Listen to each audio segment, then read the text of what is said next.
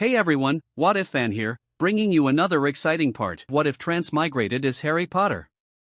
You can find the fanfic title and the original author's name in the description below. Make sure to check it out and show them some love. If you enjoy the video, don't forget to like, subscribe, and ring that notification bell so you never miss an upload. Alright, let's jump into it. Chapter 71, The Protector of Hogwarts. Harry walked in between the rows of Gryffindor students practicing the disarming charm and watching over their progress. The younger students of third-year and fourth-year students needed far more practice on the spell compared to the fifth-year students and above. It primarily stems from the fact that they had never gotten a competent Dad-Eye professor to teach them. The only competent Dad-Eye professor they had met was the fake Moody. Still, owing to their lower designation in the year system, they were not adequately instructed in using the disarming charm. Therefore, it fell to Harry to train them quickly to shorten the wand movements and perform the spell as fast as possible. He didn't mind it, though. After all, he had the bright idea to involve his senior Gryffindors in accelerating the learning process of the younger students. Teaching someone else a spell was the sure way to master said spell in his experience. After all, it was pretty recently that he learned to tweak the simple disarming charm to disarm multiple opponents at the same time. He was still developing the spell to be more effective, but he deconstructed the disarming charm to the basics and built up a new spell because he was teaching the basics to his fellow knights. Alright, everyone. Harry clapped his hands, attracting the group's attention as he took center stage. Most of you now know to perform the disarming charm. We'll practice it more under different circumstances and settings in the coming days to increase its effectiveness and binding speed. However, I plan to introduce you to another useful but simple spell today. Harry brandished his wand facing the training dummy in the room of requirement. Harry made it a point to shout out the spell for the crowd's benefit. Stupefy. A red ball of energy exited the tip of his wand, striking the immobile training dummy in the chest, knocking it 3 feet back. This is the stunning spell. It's a spell commonly used by Ministry Aurors to apprehend a hostile wizard or magical creature safely. The spell, once hit, renders the wizard unconscious. As you can guess, a spell to knock an enemy unconscious is handy in a magical duel. There is also a simple counter spell to cancel the effects of the stunning spell. Renervate. A lighter shade of red-colored ball of energy hit the dummy without any marked effect. If someone were to volunteer, I can show the spell's real-life performance. Harry said, belatedly realizing that showing the spell's effect on a dummy was not exactly a sound idea for a demonstration. Thankfully, there was no shortage of volunteers as Harry saw several hands being raised in the air. The session continued from there on out smoothly, with Harry showing the natural effects of the stunning spell and teaching them the wand movements. When he was done demonstrating and explaining the basics of the spell, he let them practice it on each other. Neville. Hermione. Let's start with you two. Come over here. Harry beckoned them and made them stand across from each other. Harry flicked his wand and conjured a cotton mattress behind Neville. To cushion your fall. Harry explained at the curious look from his friend. All right, Hermione. You may use the spell. Hermione performed the stunning spell flawlessly. He was not surprised as he was quite aware of the spell beforehand as she was quite involved in his preparations for the tournament last year. Neville fell on the mattress, unmoving once the stunner hit him head-on. Renervate. Harry waved his wand over Neville, and his friend woke up with a gasp. You all right there, Neville? Harry asked, pulling Neville to his feet. Yeah, I'm fine. Neville muttered, rubbing his eyes as he climbed to his feet. Okay. Now you stand in Hermione's place and use the spell, said Harry. Neville looked a bit troubled as he raised his wand against Hermione. Just visualize the spell's effect as you go through the wand movements. Make sure that you intend Hermione to fall unconscious. Keep that intent in your mind as you utter the spell. Harry advised. Neville nodded in understanding. After taking a deep breath, Neville gathered himself and performed the spell. Stupefy. A red beam of light hit Hermione square on her chest, knocking her out. Harry revived her just a moment later and pulled her to her feet. Good work, you too. Harry nodded at them before turning on other members of the group. So, who's next? Harry asked. Many hands were raised in the air, eager to master the spell. After nearly half an hour passed, Harry decided to wind up the session and let the Gryffindor students return to the tower. However, he made the Senate members stay back as there were certain issues they needed to discuss in the privacy of the Room of Requirement. Once all the regular members were out of the roar, Harry opened and pulled a lever on the side of a sculpted dragon head on the wall. Suddenly, a portion of the wall fell away to show a small chamber housing a round table with 6 chairs. Please come in and take your seats. Harry welcomed the elected senators into what he called the Senate chamber. Harry took his seat and waited until Daisy Lynn, Ginny Weasley, Dean Thomas, Katie Bell, and Alicia Spinnet took their seats. This is our first official meeting, and I suspect we shall have many such meetings in the days ahead. But first, we must pledge our oath before the commencement of the session, said Harry, looking intently at Dean Thomas, who had brought up the idea of a verbal oath for the knights. Harry knew Dean took up inspiration from the oath of allegiance given to the British monarch with some changes here and there. Harry and other Senate members had some minor corrections to suggest. After much debate, there was a verbal oath they all approved. But this would be the first time they'd use it in an official sitting of the Senate. As the prime creator of the oath, Dean went first to recite the oath. I, Dean Thomas, do swear that I will be faithful and bear true allegiance to magic and adopt the responsibility of safeguarding magic's might in the world. The oath was quite simple and to the point. Harry also knew it was a bit vague towards the end, but that was purposefully designed that way. In 2 years, he suspected the nature of the oath could be changed to reflect the role of the Knights of Avalon. For now, this oath was more than enough for a secret club to learn defensive magic. Everyone else recited the oath, including Harry, and then they were on the issue at hand. Harry. What's that? Daisy Lynn pointed at the fast-moving quill furiously scribbling down everything on a piece of parchment. That is a charmed quill that'll transcribe everything said on the Senate floor. These records will be safely stored in this room for future reference. Harry explained. Oh. Daisy Lynn looked at the quill apprehensively as if it was going to do something horrible.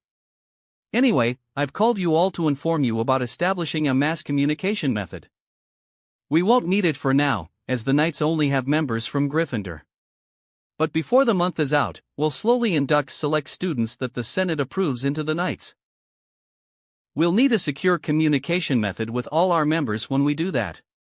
My current plan is to use the protean charm on an object like a ring, coin, or locket and pass on the message of our meeting place. Harry explained. Is it essential, though? We could inform the members by word of mouth. Katie suggested. It could help us communicate instantly with all members even when we are not in Hogwarts. Harry pointed out. If we happen to conduct a meeting during the summer holidays, we could communicate easier if we have this capability. Ginny said, looking thoughtful. I approve. If we are getting communication channels open to all members of the Knights, then I suggest we create a separate one exclusive for the Senate members. Alicia suggested, earning several curious looks from everyone around the table. If we want to conduct a meeting during the summer holidays and can't conduct it, then a communication channel connecting all Senate members could be quite handy. Alicia explains somewhat awkwardly. She's right. It also must be considered that Alicia and the rest of the 7th years will not be at Hogwarts next year. Keeping them in the loop is also important. Harry mused aloud. So, what will we use for this protean charm to work? As a matter of fact, how does that charm even work? Dean asked, leaning forward in his seat and looking curiously at Harry for an explanation. The protean charm allows objects to be connected and make changes on it through changing one object, which reflects the change on all the other connected objects. This allows the charm to be used in mass communication. In fact, it's used in connecting the Flu network of Wizarding Britain. Think of it as radio waves in Muggle terms. Harry explained the charm as best as he could. Oh, okay. Thanks, Harry. Dean gave him a thumbs up with a grin. So, what object will we use it on? It must be discreet and protected from outsiders accessing any information we pass through this channel. Katie pointed out. We could use it on a locket. We can tie it on a chain around our neck. With the locket under our shirt, it'd be hidden from curious eyes. Ginny suggested. There was a murmur of agreement on Ginny's suggestion. A coin is also a good option. Daisy Lynn commented, twirling a lock of her sandy blonde hair between her fingers while her green eyes looked thoughtful.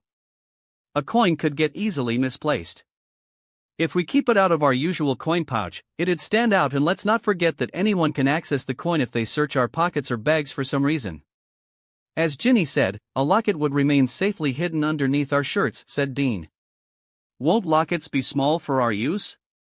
I assume we communicate with written letters on the locket, right? Daisy asked. That's right. But we can use enlarging charms and other sophisticated charms to make it function to our needs, said Harry. As there was no further objection to the idea, they unanimously agreed to use a locket as their communication device. After that issue was settled, Harry suggested establishing a 3-layered hierarchy within the Knights of Avalon. He wanted the group split into 3: senators, squires, and knights. Then the knights had to be further divided into defenders, attackers, and healers. But that suggestion was not accepted as there was no immediate need to establish a hierarchy within the group.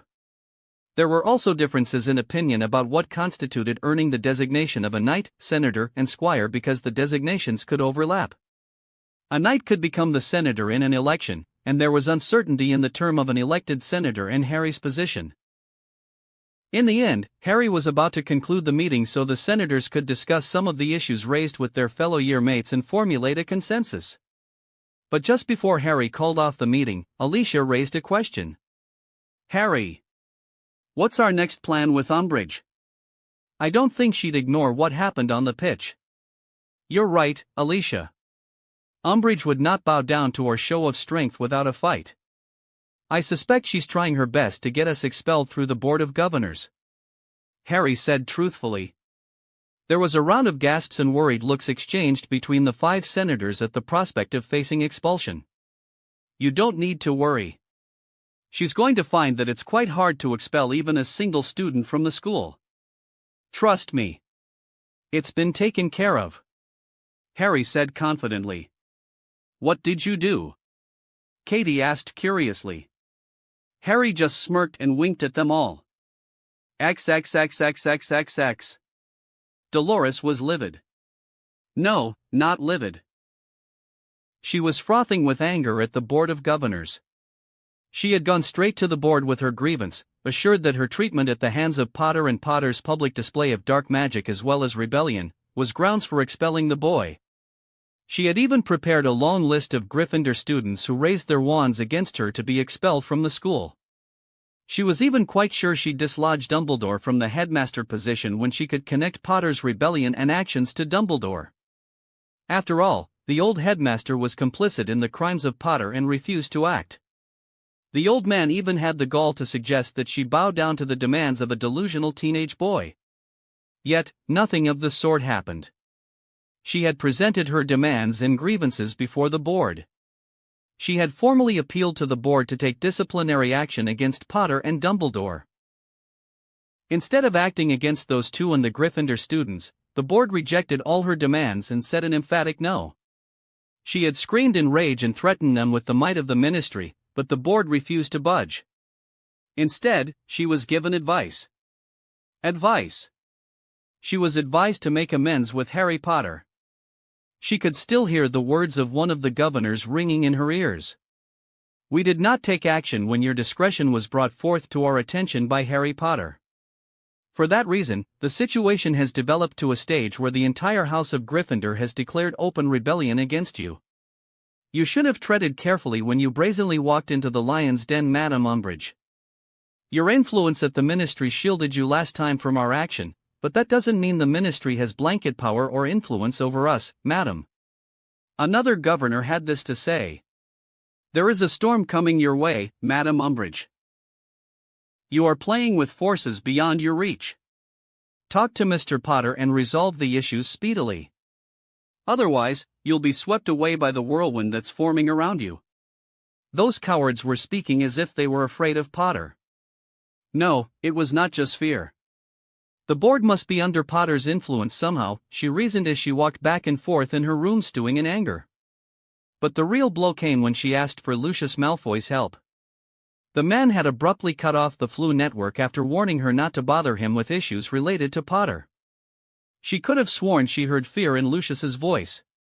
She could not fathom why Lucius would fear Harry Potter so much. Dolores looked at the Flu once more and thought about taking her grievances to Minister Fudge. But she thought better of it. Cornelius had warned her not to annoy Potter and that her target should be Dumbledore. She had tried to convince the minister that Potter was also a problem that needed to be tackled early before the boy grew too powerful. Yet, Cornelius refused to listen to her sound advice. The boy was already frighteningly magically powerful. She could still feel goosebumps when she thought of that day with Potter performing such dark magic in front of the whole school. She paused in her step as she wondered whether Potter was using some obscure dark magic to influence the Board of Governors. Maybe, the Potter boy was using the Imperious Curse, she mused. A thought suddenly struck her. She'd have trouble seeking the service of the Aurors if it were to suppress Potter's rebellion in Hogwarts. But, she could coerce a few Aurors to apprehend Potter for practicing dark magic in the open. Maybe, she could even go a step further and have Potter thrown in Azkaban. Her giddiness, however, stopped as she realized she'd have to go around Cornelius in this matter. She was sure the minister would never approve. Nor did she think Amelia Bones would help her in this particular matter. Bones had always been too cautious in the ministry. It was one of the reasons why the woman got to keep the DML all these years. No. I'll have to be discreet. Once I have the Potter boy under custody, I'll have him under Veritasrum and force the blasted boy to confess all his crimes. That'll be enough for Cornelius to act. Dolores nodded to herself at the plan she devised on the spot. She immediately used the Flu, connecting it to the ministry atrium. She needed to find 2 loyal Aurors without tipping off anyone in the ministry.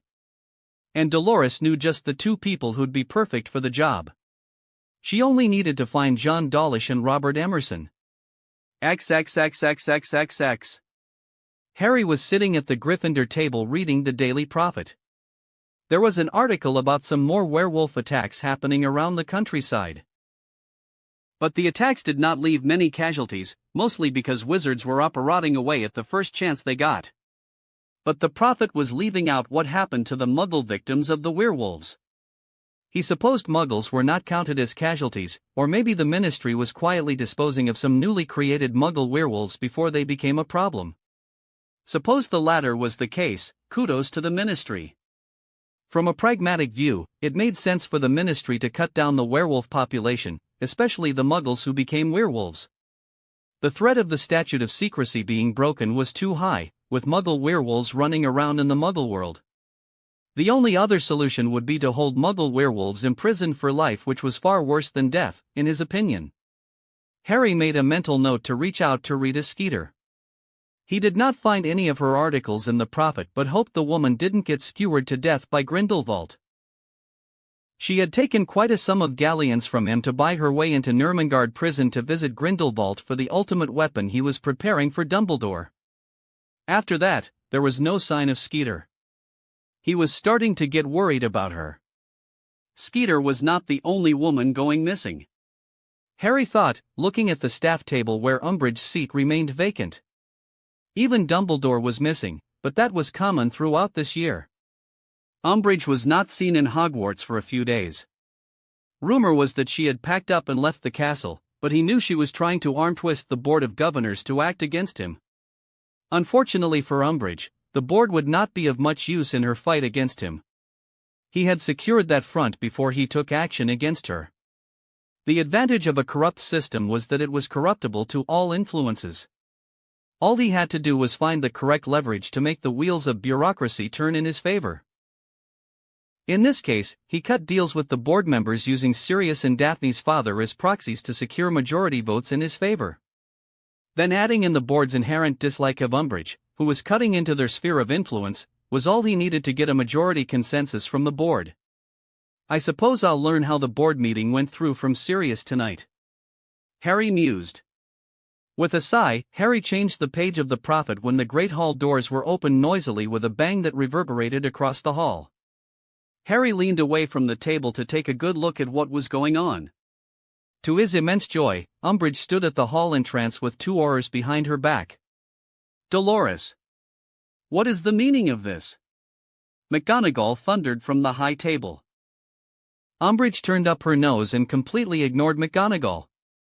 Dressed in an unholy amount of pink, Umbridge strutted forward like a victorious general as if she had won some great war and looked at everyone imperiously. Aurors Dawlish, Emerson. Arrest Mr. Harry Potter for using dark magic and exposing said dark arts before the eyes of these misled children, Umbridge declared for all to hear.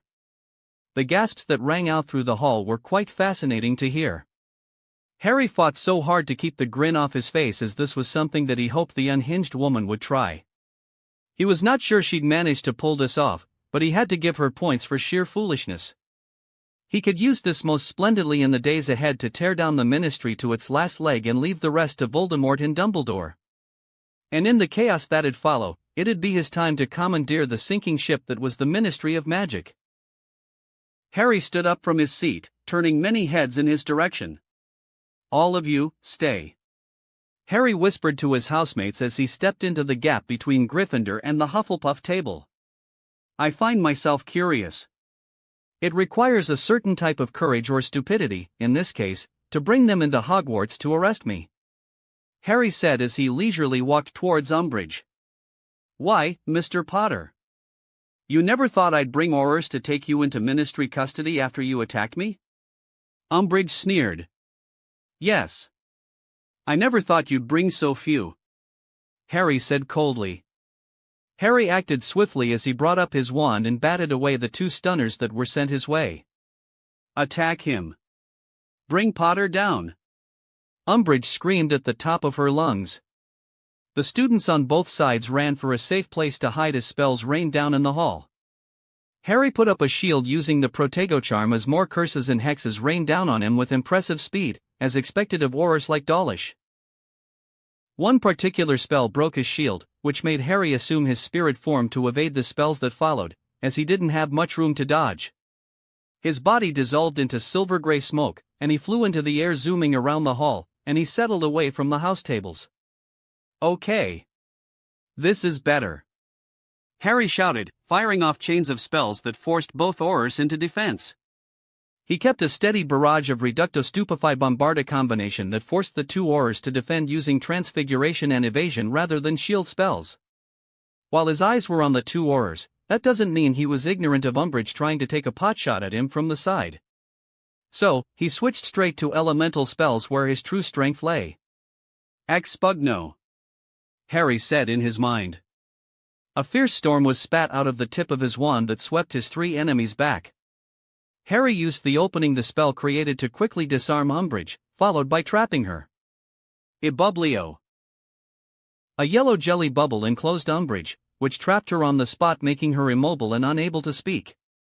This made Aurors Emerson and Dawlish focus on Umbridge to get her out of the bubble. And Harry didn't let that chance go to waste. Fulminata. Harry crowed that spell out for his satisfaction as it was his favorite spell. A long arc of white condensed electrical energy struck straight for Dawlish. The Aurors' instincts might have kicked in because the man put up a strong shield that managed to keep his spell at bay. But Harry only grinned and flicked his wand to the side, and a thin arc of lightning broke off from his spell and struck down Auror Emerson. The brown-haired Auror was blown off his feet and fell unconscious on the floor. Your mistake, Dawlish was thinking you were here to arrest an orphaned 15-year-old boy, when in fact, you were here to take on the destroyer of the Dark Lord Voldemort, Harry shouted as he pushed his magic to greater heights, strengthening his spell beyond the norm. His lightning spell roared with power, and it smashed through Dawlish's shield, submitting the aura to a painful few seconds. Harry abruptly cuts off his magic into the spell lest he kills the aura in front of hundreds of witnesses. He sauntered towards the immobile Umbridge while he waved his wand, summoning the wands of the 2 Aurors into his hand. You think you can act with impunity in these halls? You think you can torture one of the Gryffindors and walk away without any consequences? Harry thundered as he neared Umbridge, who was struggling inside the bubble with her eyes wide with fear. Hogwarts and everything in it is under my protection, Harry declared in the spur of the moment. Suddenly, Harry felt a weight settle in his free left hand. Looking down, he saw the sword of Godric Gryffindor materializing in his hand. For a moment, he was stunned, but he didn't waste time thinking about the sword and rolled with it. I'm the last Potter. The line of Gryffindor has not yet broken. So, until that happens, scum like you have no place in my school. Harry snarled and swung the sword of Gryffindor, but not at Umbridge but at the spell that was coming towards him from his blind spot, which he could feel. Harry didn't know how, but he instinctively coated the sword with a dense layer of magic that acted as a deflecting shield which deflected the spell right back at the castor. Only when he turned around did he see a wand flying high in the air, soaring towards him. Thanks to his quick reflexes honed by years of Quidditch practice, Harry caught the wand in his hand. The wand let out bright white sparks once it joined his holly wand in his right hand. It took a moment for Harry to recognize the wand, and when he did, he looked at its owner with wide eyes. He found Dumbledore's bright blue eyes shielded by half-moon spectacles. The headmaster was just as surprised as Harry and was looking at the elder wand that was comfortably sitting in the palm of his hand with wide eyes. For a moment, no one spoke, and only the soothing trill of Fawkes broke the silence. The phoenix took flight from Dumbledore's shoulder and settled on Harry's head, nesting comfortably inside his black hair. Then Fawkes bit him with its sharp beak on his forehead, making Harry yelp. Ow! Chapter 72, Bidding Time. Dumbledore stared into his own hands with a certain numbness as the early morning events repeatedly played out in his mind. He had known Umbridge would end up crossing a line that would spell nothing but chaos in Hogwarts. His fears had come true with Hogwarts students across house boundaries were now demanding the expulsion and even the incarceration of Dolores Umbridge. As a matter of fact, Hufflepuff students had even given a formal letter demanding the removal of Umbridge from her post to Professor Sprout. Filius and Severus also reported similar grumblings from Ravenclaw and Slytherin. Luckily, he had arrived at Hogwarts before something much more horrible happened. A student could have been maimed when the fight between the Aurors and Harry broke out. Luckily for everyone involved, nothing of that sort happened, and no one was maimed. Except for the less-than-healthy conditions of the Aurors Harry put into the hospital wing, there were no injuries to speak of. Dawlish and Emerson would be in Madame Pomfrey's care for a while. Thankfully, the Aurors were not seriously injured. Both Aurors had taken a significant dose of damage from Harry's lightning spell. If he was worried, it was about Dawlish, as the Auror had taken a far more severe beating from Harry's spell than Emerson. Usually, lightning spells were not that damaging to wizards because of the nature of lightning itself. It was a form of energy that a wizard's body could regulate given enough time. But Harry must have gone beyond the extreme in his use of the spell because both Aurors had yet to gain consciousness. He had asked Filius to draw out the excess energy circulating in the body of the Aurors to ensure their quick recovery. Removing the burns they suffered was easy, but drawing out the excess energy within their body was far more complex. It was one of the reasons why he didn't immediately transfer Emerson and Dawlish to St. Mungo's Hospital. He wanted their excess energy bled away, and there was also the matter of the troubles that shall befall everyone should word get out about what happened. He had gone even a step further by canceling all classes and confining students to their respective dorms. Letting out a sigh, Dumbledore tiredly leaned against his chair. His eyes inevitably fell on his wand. No. Not my wand anymore, he thought, staring thoughtfully at the elder wand.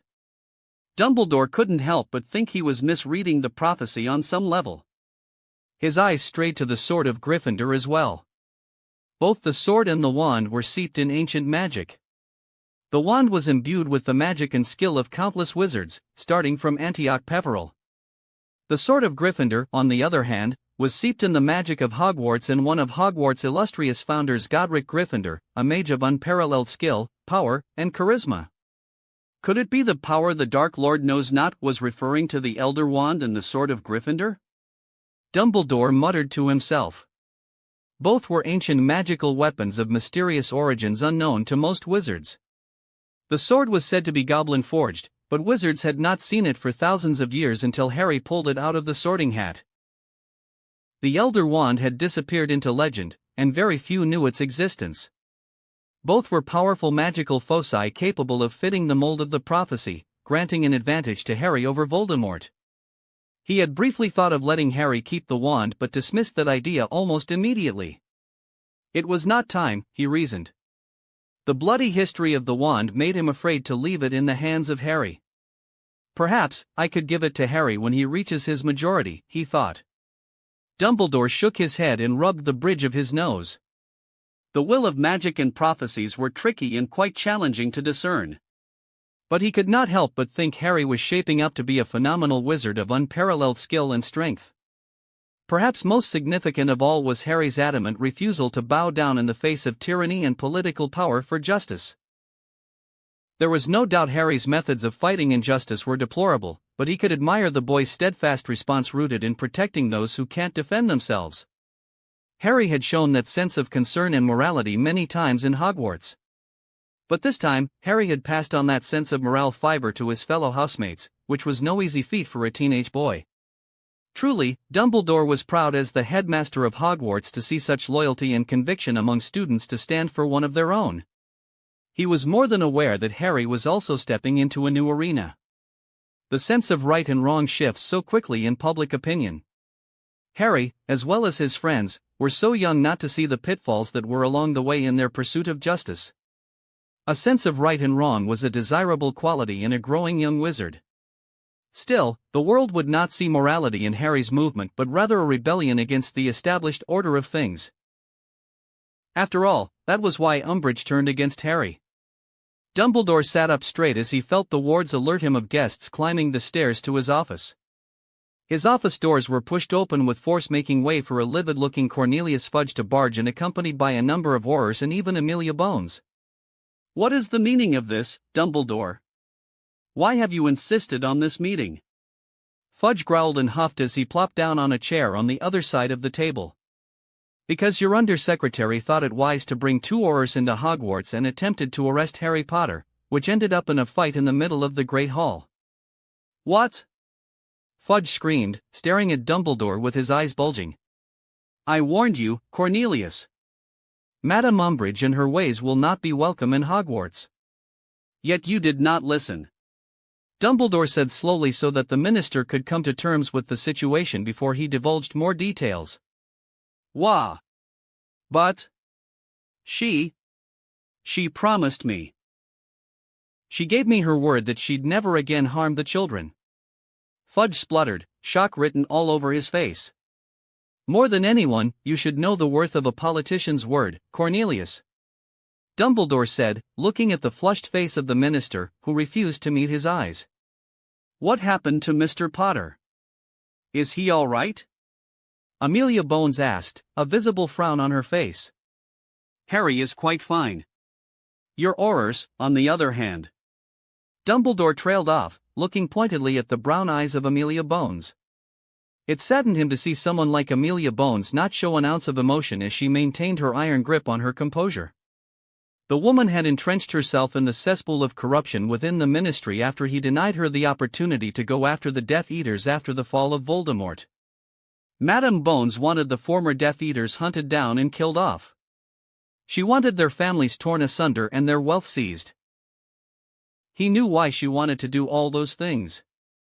She wanted revenge for the murder of her entire family. And he had stopped her from doing so as he knew it'd one day make her the monster she despised. He supposed it was one of the many reasons Madame Bones became an apathetic figure holding one of the highest offices in the ministry. Also, it was one of the reasons why she managed to hold on to her post as the head of the DMLE for all these years. All the factions in the ministry knew Amelia Bones could be counted on to keep the bureaucratic wheel spinning unimpeded. Therefore, he was not surprised to see the complete apathy and disinterest shown by the head of the DMLE in the fate of 2 Aurors under her command. "What happened to the Aurors?" Fudge asked, his face going white as if he was about to faint. "They are in the hospital wing recuperating from their injuries sustained from engaging in a magical duel with Mr. Potter." "Come now, Dumbledore. You are pulling our legs. Aren't you?" Fudge asked hopefully. I'm afraid I'm not the one pulling anything. Madame Umbridge was the one who went ahead and played with the lion's tail, said Dumbledore, steepling his fingers while looking at everyone in his office calmly as he allowed the silence that followed to continue. What happened here? Fudge eventually asked, taking off his hat and wiping the sweat off his face. What would make Dolores take orders without my knowledge to arrest Harry Potter of all people? To learn that, you must know what was happening in this school for the last few weeks, said Dumbledore, bringing out his pensive, looking intently at the minister. All right, Dumbledore. We'll do it your way. Fudge impatiently said, knowing he would not get a simple verbal answer. Dumbledore was too happy to show them all the memories he had collected from the staff to show what was happening. He hoped, when they saw the damage Umbridge had done to the peaceful atmosphere of Hogwarts, the Ministry would stop their needless interference in Hogwarts affairs as it was distracting him from some of his other work to tackle Tom. XXXXXX. So, what else is Harry hiding? Is he going to come up with Ravenclaw's tiara the next time and force Dumbledore out of the headmaster's office? Asked Tracy. Tracy. Daphne hissed at her friend, noting that many curious ears of her housemates were trained on their conversation. What? Tracy raised an eyebrow challengingly. It's a reasonable assumption. I agree. Astoria joined them on the couch, plopping herself against Daphne's side. He has the gift of Parseltongue, a trait only seen with those who have Slytherin blood. He can also summon the Sword of Gryffindor, a supposedly lost artifact, and he knocked around those Aurors like they were first-year Hogwarts students throwing around color-changing charms. Very funny. Now, go bother someone else. Daphne huffed, pushing away her younger sister, who suddenly became clingy. Tell me, how did you do it? Astoria asked lowly. Do what? Daphne asked, frowning at her little sister. Seduce Harry Potter. What was it that made him fall for you? Shut up. Go bother someone else. Daphne pushed her sister away. Astoria complained loudly but finally left Daphne alone to gossip with her friends. You know, I almost thought Potter was going to cut off Umbridge's head with his sword. Barbara Collins commented, joining Daphne on the couch where Astoria used to sit. Daphne eyed the head girl out of the corner of her eyes.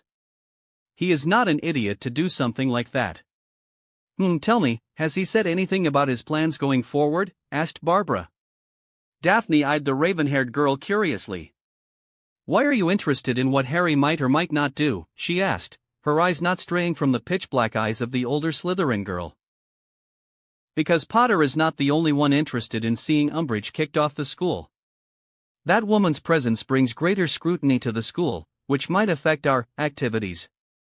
Barbara whispered. Daphne's eyes gained a glint of understanding.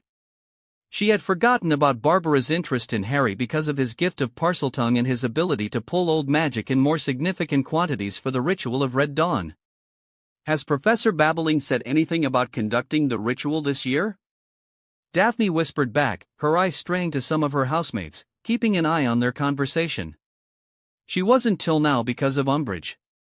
But she thinks there is a good chance for Umbridge to get thrown out of Hogwarts if the houses come together as one in this issue. You know how difficult that will be. Daphne shook her head. You might be surprised how many Slytherins like Potter, said Barbara, looking over her head to stare at Daphne's year mates. I'll reach out to the rest of our house to support Potter. Will you come with me? Why do you want me? Daphne asked, staring curiously at the older witch. If rumors are true, House Greengrass might be tied up closely with House Potter in the future. There is no doubt that Potter will grow more powerful in the future, and powerful wizards write histories with their might. It'd be a shame if the opportunity to become part of something greater would be lost because of something silly as house rivalry. Daphne refused to react to the claim Barbara was insinuating. It was true that her father had certain intentions regarding Harry, but she was not going to make a verbal opinion on something that had yet to be agreed upon by both parties. That doesn't mean she would ignore an opportunity to help Harry. After all, she was the one to advise Harry to mobilize his housemates against Umbridge by biding his time. Not that I expected Harry to be so successful in such a short time. Daphne thought.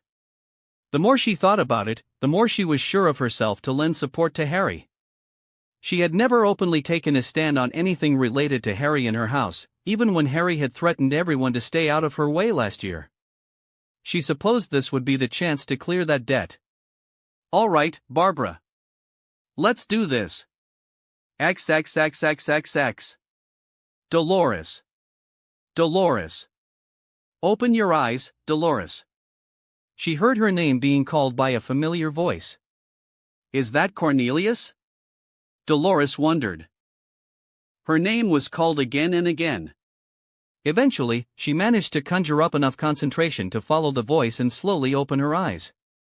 Bright light streamed into her eyes, making it difficult for her to see, but she held on to the feeling of waking up until she finally managed to pull through. When her vision cleared, she found Minister Fudge staring down at her. Minister? Where am I? Dolores asked, trying to blink away the black spots in her eyes. You are in the hospital wing of Hogwarts. Tell me, Dolores, what happened? She was stunned for a moment, and then she remembered. Cornelius. The Potter boy. He must be stopped. Her sound climbed to a higher notch as fear and hate bled into her words. He is a dark wizard. Cornelius.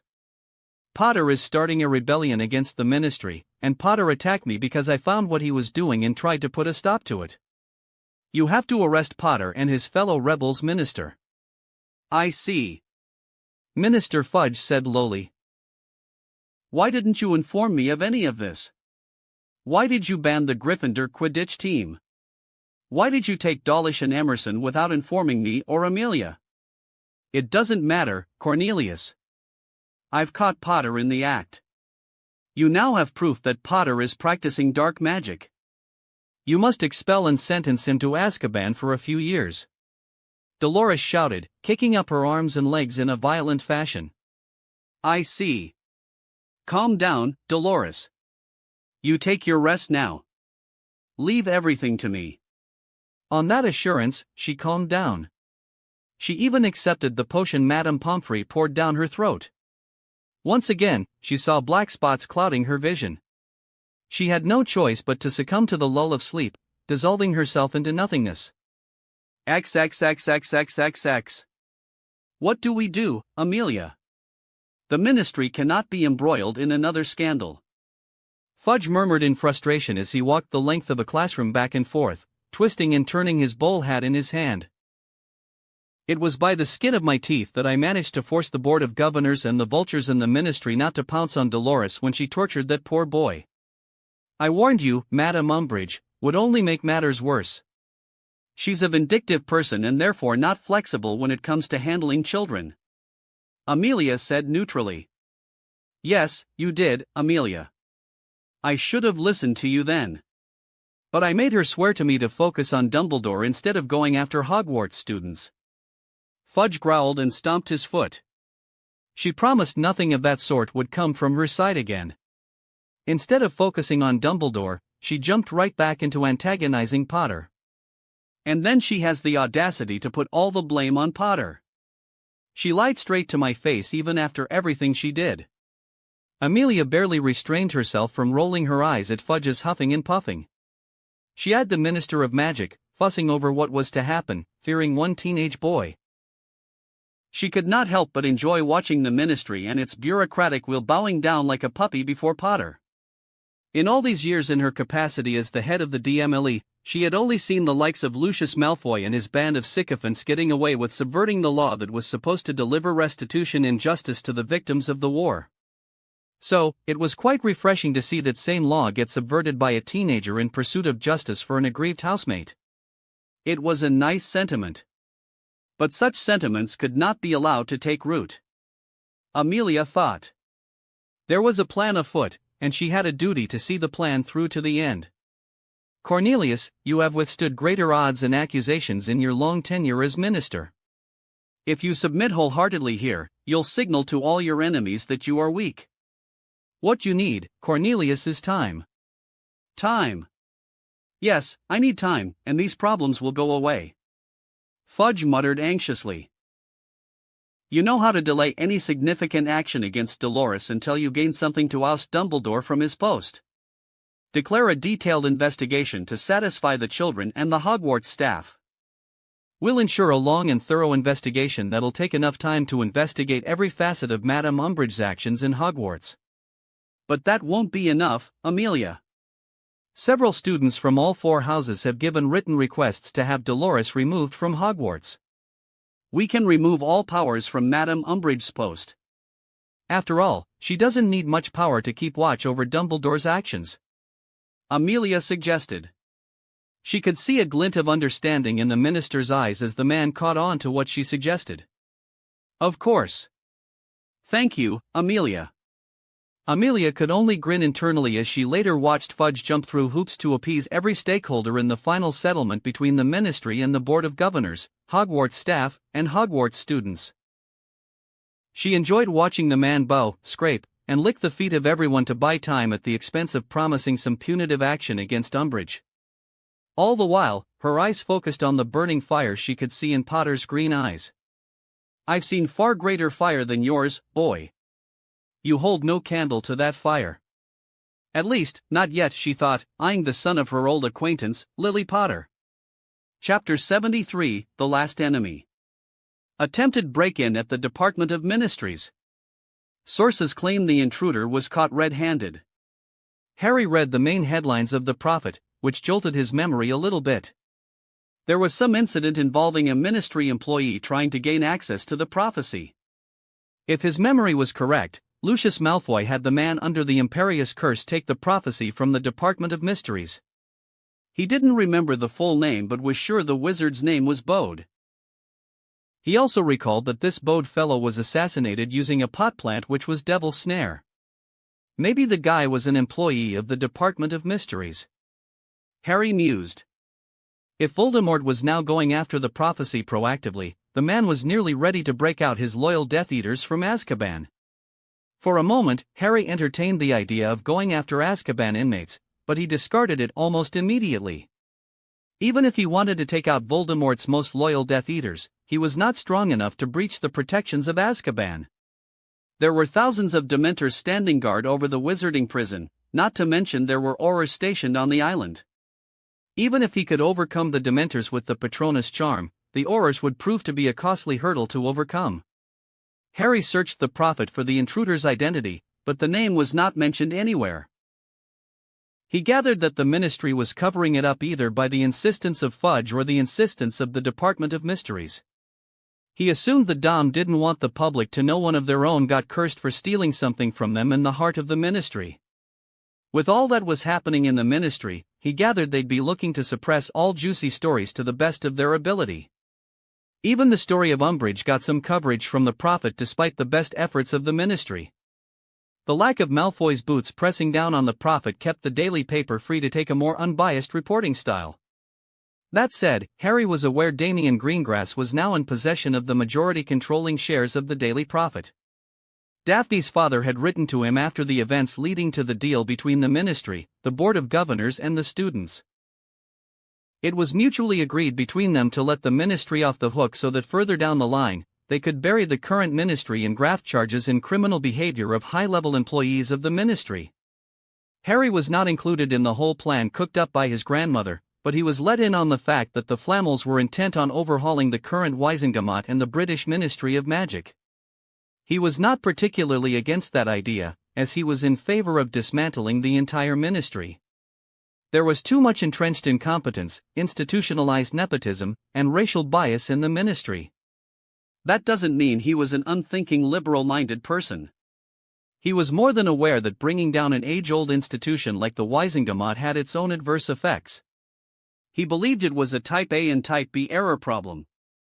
No matter what choice he made, there was going to be a slew of consequences. I could pretend nothing is wrong and use the current system to my benefit. Or, I could take the risk of working with the Flammels and create something new, hoping for the best. Harry thought, setting aside the Prophet on the Gryffindor table. Hey, Harry. Harry looked up from the paper to look at Ron, who plopped into the seat across from him on the Gryffindor table. Hey, Ron. You are supporting the clause? Harry asked, raising an eyebrow at Ron's blue and bronze cap. Those puffs one-upped us in the last game. Ron said, filling his plate with food from the table. That was in the third year. You haven't let that go, huh? Harry chuckled, taking a bite out of the boiled egg on his plate. No one's let that go, said Katie as she joined him at the table. She was also wearing a similar cap. To Harry's surprise, there was an animated image of a badger on a broom getting electrocuted by lightning. The Claws made these for the game? Harry asked, impressed at the creativity and charm work. No, it was the twins. They are selling it for 3 sickles, said Katie. Ha! Good for them, I suppose. Harry shook his head, wondering how the Weasley twins managed to find time for all their work. Say, Harry. Are you free this Christmas holidays? Ron suddenly asked. Mom has invited you to the Burrow for Christmas. I'm sorry, Ron. I have some other plans for the holidays, said Harry, thinking about his plan to acquaint himself with the Giants. What plans? Ron looked a little put off. Even Sirius is invited, and Mom says he's coming.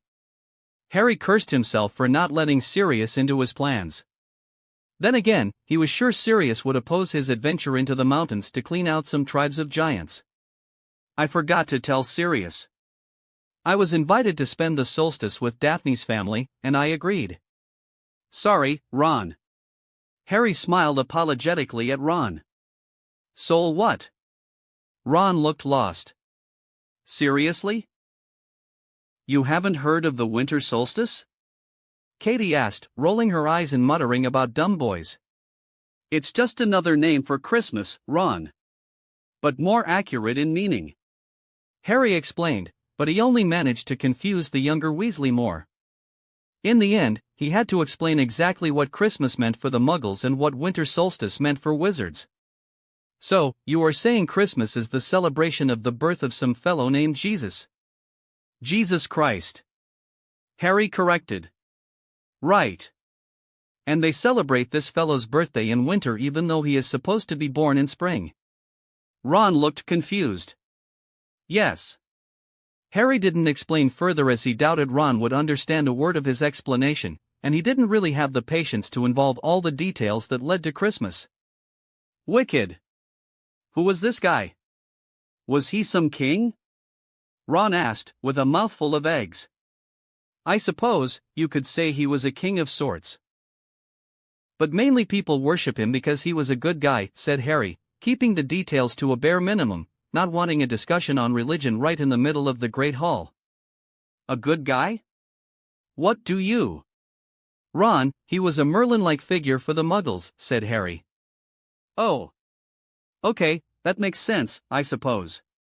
Ron muttered, going back to wiping his plate clean. Yeah. Enjoy your breakfast, Ron. I've some errands to run, said Harry, quickly escaping from the table when he noticed Daphne was finished with her breakfast and waving at him from the hall's entrance. XXXXXX. I don't see why you are so obsessed with chocolate frogs. Don't you find it weird to eat a frog made of chocolate that? Croak. Does that? Harry finished, looking pointedly at the flailing frog made of chocolate in Daphne's palm. No. It's so fun to have a chocolate frog. Daphne said, smiling at Harry before biting off the head of the frog so that it'd stop croaking. Oh, look. It's a Dumbledore card. That should even up my collection. Harry heard her mutter. You have a card collection? Harry raised an eyebrow. Oh, yes. She is obsessed with those. She has a room full of collected vintage cards. If I'm not wrong, this one will put the tally on 105 for her Dumbledore card collection. Astoria butted in from behind. What the? Astoria! What are you doing here? Daphne turned on her sister with her eyes blazing. What else am I here for? For the game, of course. Astoria said, looking pointedly at the Ravenclaw and Hufflepuff teams fighting it out in the brooms for victory. No. That's not what I meant. What are you doing here near us? Go somewhere else. Daphne pushed Astoria's face away from near their shoulders. I don't think I will. I will be right here to watch out for any funny business. Astoria huffed. Daphne looked like she was about to curse the head off her sister, but at the last moment, she just huffed and ignored Astoria altogether. Just pretend the little demon is not behind us. Daphne bit out to Harry. Harry saw Daphne's annoyance, so he kept silent and let the Greengrass sisters sort out their problems. The stands erupted in a roar, taking Harry's attention back to the game. He noticed Cedric and Cho were chasing after the snitch, with bludgers whizzing past their sides. A collective groan was heard in the stands when both seekers were unable to maintain the chase and pull out as the snitch went past the Hufflepuff chasers while they were passing the quaffle between them. Harry discreetly took out his wand and cast the muffling charm around him and Daphne. Anything we say will sound gibberish to others, Harry explained when he noticed Daphne look at him curiously. Have you passed along the message to your father? Harry asked. Yes. He'll be waiting at King's Cross Station, said Daphne, looking at him out of the corner of her eyes. What exactly is this about? Is it about Umbridge? She asked after a moment of silence. No. We've already decided to let Umbridge off the hook and the Ministry to play cat and mouse for the time being. Then what is it? Daphne became more curious. It is better that you don't know. It concerns the Dark Lord, said Harry, making Daphne freeze. I see, she fell silent after that. Has Professor Babbling said anything about conducting the ritual? Harry suddenly asked. She has. We'll start next Monday. Are you interested in joining in? Daphne asked. Sure. It was fun last time. So, why not? Harry shrugged. What are you two whispering about, and why can't I hear you? Astoria butted in, making Daphne engage her sister in another fight about privacy. Harry suppressed his laughter as the two sisters were at each other's throats and turned his attention back to the game. All right, Potter. You've got this. Harry muttered to himself as he stared at the wooden practice dummy the room of requirement provided. Harry squared his shoulders and was about to launch the spell. He could feel sweat roll off his temples as he stared at the dummy holding a makeshift wand in its hand. His eyes strayed to the walls of the room, enforced by magic to his wishes so that he could test out this dangerous spell. Nope. Harry let out the air he was holding, losing his cool. This is a bad idea. This is a bad idea. Harry muttered under his breath as he walked back and forth in the room. There was no other option but to practice the spell. If he were to take out the giants for good from the battle, he needed the spell. It was the only way he could ensure many giants would sustain serious injuries and get dissuaded from joining Voldemort. The most powerful spell in his arsenal was the lightning spell, and giants tend to have thick skin that allows them to survive lightning attacks. He couldn't even seriously injure Dawlish using his best lightning spell, so he gathered it would be at most annoying to a giant. This led Harry straight to the doorstep of one of the most dangerous spells known to wizardkind. Unlike the lightning spells, the Ministry had classified this spell as dark magic, with good cause. The spell that he was so afraid to use was the Fiendfire spell, which required genuine rage to manifest the hellish hungry flames. Finding no respite, he sat on the floor and tried to center himself to keep a tight lid on his emotions. Using the Fiendfire spell with an untethered mind was ripe for disaster. It took him a while, but he was in a steady emotional state when Harry opened his eyes. Taking to his feet, he stood across from the wooden dummy conjured by the roar and hoped it would work as he expected. Taking a deep breath, he summoned rage that sought only destruction and nothing else. To manifest rage of that level, he imagined the smiling face of Dolores Umbridge in her horrible pink garb. To spice things up, he manifested Petunia and Vernon accompanying the woman on either side, all of them having matching evil looks. Seeing those three smirking faces, he felt it natural to have the rage to destroy all three in one swoop. Fiendfire. A thick stream of bright red flames escaped the tip of his wand. The force of the flames made his hair blow back, and the heat was almost unbearable even though he was covered in flame-repelling charms from head to toe. He was suddenly overwhelmed by the desire to see everything turn into ash as his rage only spiked to alarming levels for no reason. He was no longer even seeing the faces of Umbridge and the Dursleys. But he could hear a cackling of maniacal laughter in his ears, and the fire surged with great power, responding to his rage. It took him a moment to realize that he was the one laughing like a maniac. The flames of the spell surged and grew to the full height of the room, nearly touching the roof as it was slowly taking a corporeal form. No! Harry screamed as he felt a searing pain behind his eyes, and he tried to cut off the spell. With some effort, he managed to stop fueling his spell with his magic and rage. The spell broke the connection with his wand, but the Fiendfire spell remained in the room. Harry stumbled back and raised his shield for good measure as the flames grew stronger and tried to come after him. But a giant stone golem fell on the flames, making the Fiendfire flames lose some cohesion. The flames attempted to eat the stone golem, but the golem suddenly changed into a massive ball of water that began to become steam because of the fire. Did the dummy just transfigure the golem into water? Harry muttered in awe. Honestly, the Room of Requirement's powers were beyond compare to any piece of magic he had ever encountered. While the water quickly turned into steam, it also ensured the flames were no longer that powerful. The leftover flames were sucked into the tip of the wooden dummy's wand by some kind of suction spell. No. It was a vacuum. The dummy created a vacuum. Harry thought. That actually gave him a rather splendid idea. Harry was more than sure that he would not master the Fiendfire curse in time to combat the giants. But he could master a charm that could potentially wipe away even the most powerful flames. Even the hellish flames of Fiendfire cannot stand the might of the vacuum so long as he conditioned it properly. It was simple science. Fire cannot exist without oxygen to fuel it.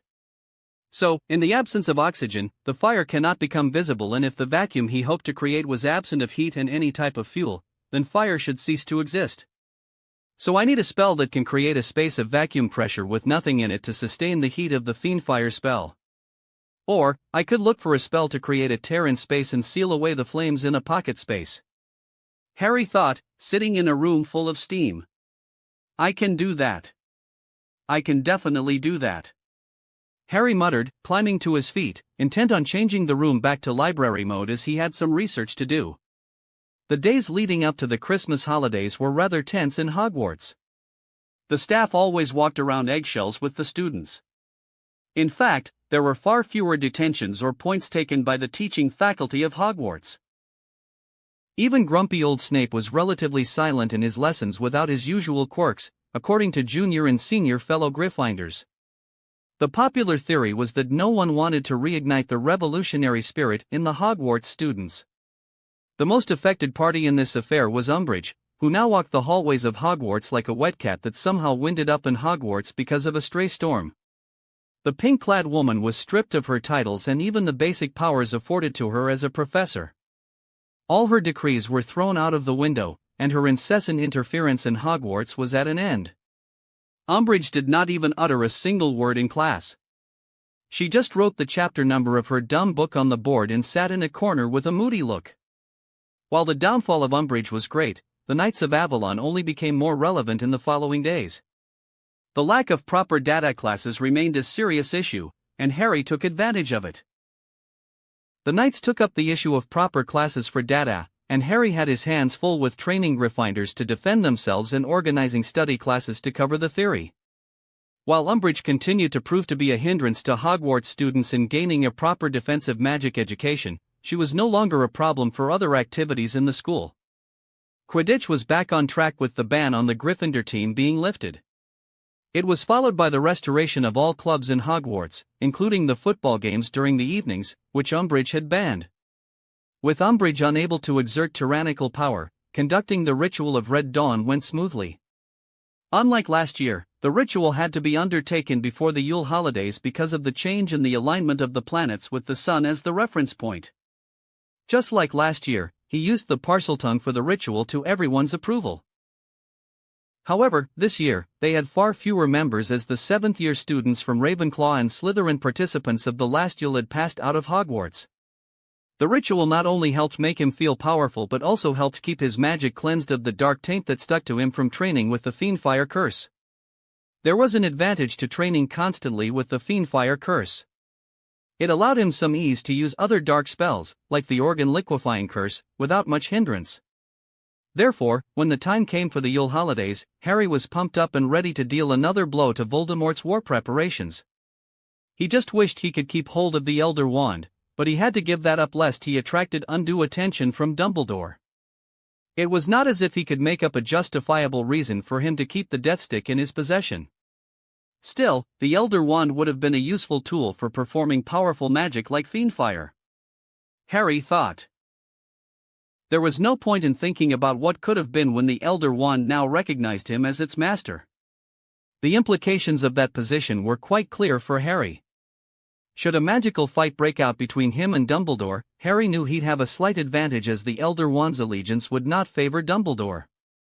It was a small detail, but every little thing counts in this long war for his survival. At the same time, there was not an enormous responsibility on his shoulders. He could not afford to get beaten in a duel or disarmed, as the Elder Wand would transfer its allegiance from him to those who defeat him. With these thoughts swirling in his mind, Harry boarded the Hogwarts Express from the Hogsmeade station. Perenelle Flammel could only shake her head in amusement as she read the latest reports from Evelyn Greengrass. Her grandson not only managed to summon the Sword of Gryffindor but also managed to disarm Albus, thereby earning the allegiance of the Elder Wand. She had hoped to use Albus to test Harry's resilience and conviction by having her grandson forcibly take the Elder Wand. But destiny seems to have other plans for Harry and the Elder Wand, she mused. Or maybe, she could still make Harry go after Albus. After all, with the Elder Wand owing allegiance to Harry, Albus might just end up losing a magical fight with her grandson. Perhaps, it's time for Harry to learn from better teachers to embrace his true destiny. Perenelle thought. Nicholas, she called out from her seat by the fireplace. I think I should spend some time with Harry. There was silence in the chamber of her home, but she felt the air move as her longtime husband and friend arrived at her side. Are you sure this is how you should proceed, Perenelle? There is still time for us to abandon this plan. The boy could live his life free of this burden and our kind will be swallowed by death within decades if we do not act. Your methods don't work, Nicholas. I gave you centuries without complaint, yet all that happened is that our kind turned tail and ran, hiding away from the world. Perenelle snapped back with anger, her eyes blazing with ancient power. You have failed, and you alone may carry the weight of your failure. The Millennium Conjunction arrives, and I'll have the destiny of Antioch bloodline fulfilled through my grandson. And when the millennium passes, this earth shall be inherited by those who deserve it, not those who kill it. Nicholas opened his mouth to argue, but then he paused and shook his head. What you hope to achieve is impossible, Perenelle. Nicholas looked pained as he knelt by her side, looking pleadingly at her cold green eyes. Harry Potter is not strong enough to bear the full weight of what you hope to achieve. Then I'll make him strong enough. Perenelle turned away from the pleading eyes of her husband and took to her feet. I shall be leaving for Britain to make sure the edicts of Antioch are manifested. I hope you, of all people, would understand that the last enemy that shall be destroyed is death. Chapter 74, Protego Diabolica P1. Harry looked at the chessboard and then at Daphne, who had yet to take her eyes off the board. He found it cute to see her eyebrows scrunched up in concentration. In the interest of our relationship, I extend you the offer of a tie before I make my move. Harry offered. Your mind games won't work on me, Potter. Your move. Daphne scowled at him, making Harry chuckle. You look cute when you're angry. Harry commented. Nonetheless, Harry chose to move his queen from d1 to h5, taking the pawn of Daphne out of the game. He watched Daphne's black pieces and then at the girl in question. The trap is set for the snake. The question is, will the snake take a bite of the bait and doom herself on the board? Harry mused aloud. Daphne gave him a dirty look and moved her queen from d8 to e7. Harry grinned behind his hand and moved his queen from h5 to h7, cutting down another pawn of his girlfriend. Consequentially, he also placed his queen right across from Daphne's king. Ha! Daphne gleefully crowed, eagerly moving her king from g8 to h7, striking down his queen into two pieces on the board. While Daphne continued to celebrate her apparent victory over taking down his most powerful piece on the board, Harry was also celebrating in his mind. Oh, Slytherin! How low has your house fallen if one of your snakes can't see a bait when it stares at her face? Harry mocked as he made his move with quick precision. Harry moved his white knight from e4 to f6, cutting Daphne's bishop from head to the base. The bishop was split vertically down the middle and fell into two parts on the board. His knight also forced Daphne's king in check, which caused her to move her king from h7 to h6. Harry was quite prepared for the move, and he responded by moving his other white knight from e5 to g4, once again placing her king in check. Daphne was forced to move her king from h6 to g5 to avoid the check. Harry immediately played his pawn, h2 to h4, placing her king in check once again. Daphne moved her king from g5 to f4, escaping the check as his rook was on h1, making it impossible for her to cut down her pawn. Harry didn't let up on the attack and moved his pawn from g2 to g3, once again placing her king in check. Daphne loved her king from f4 to f3, escaping the check again. Harry happily moved his bishop from d3 to e2, shielding his king at e1 but also placing Daphne's king in check. He could see the realization dawn on Daphne's face as the trap he had set was now sprung on her from all sides. He remained silent as she looked at him and then moved her king from f3 to g2. Harry moved his rook from h1 to h2, placing Daphne's king in check. Harry looked at the stunned look on her face as she realized her king was now in an unwinnable position. Daphne could not move her king and cut down his rook on h2 because that'd invite a check from his knight on g4. So, Harry was not surprised she played the only move she had left. She moved her king from g2 to g1. Harry responded by moving his king from e1 to d2, opening up his rook on a1 to keep Daphne's king in check. With a white rook on h2 and a1, Daphne's king was now done for. Checkmate! Harry declared happily. Daphne scowled at him before sighing and reaching out with her hand. Harry smiled, took her palm in his, and promptly kissed her on her knuckles instead of shaking her hand. Harry smirked at her before he pulled her up from her seat into his lap, using her hand to facilitate the abrupt move. Daphne let out a squeal of surprise at the abrupt change in her seating arrangement. He was quick to wrap his arms around her waist in good order while nuzzling against her neck from behind. So, I guess this means you agree to go out on a date with me in the Muggle world. Harry whispered against her left ear. No, Harry. Stop it. Someone will see us. Daphne squirmed in his lap, her face gaining a rosy tint trying to break free. They'll only see us if they can find us, said Harry, gaining a curious look from Daphne. I placed a notice me not ward on our cabin and a silencing charm for good measure. No one would be finding us anytime soon. Harry smirked. Is that so? Daphne gave him a coy smile, and then she locked her lips with his stealing his breath away.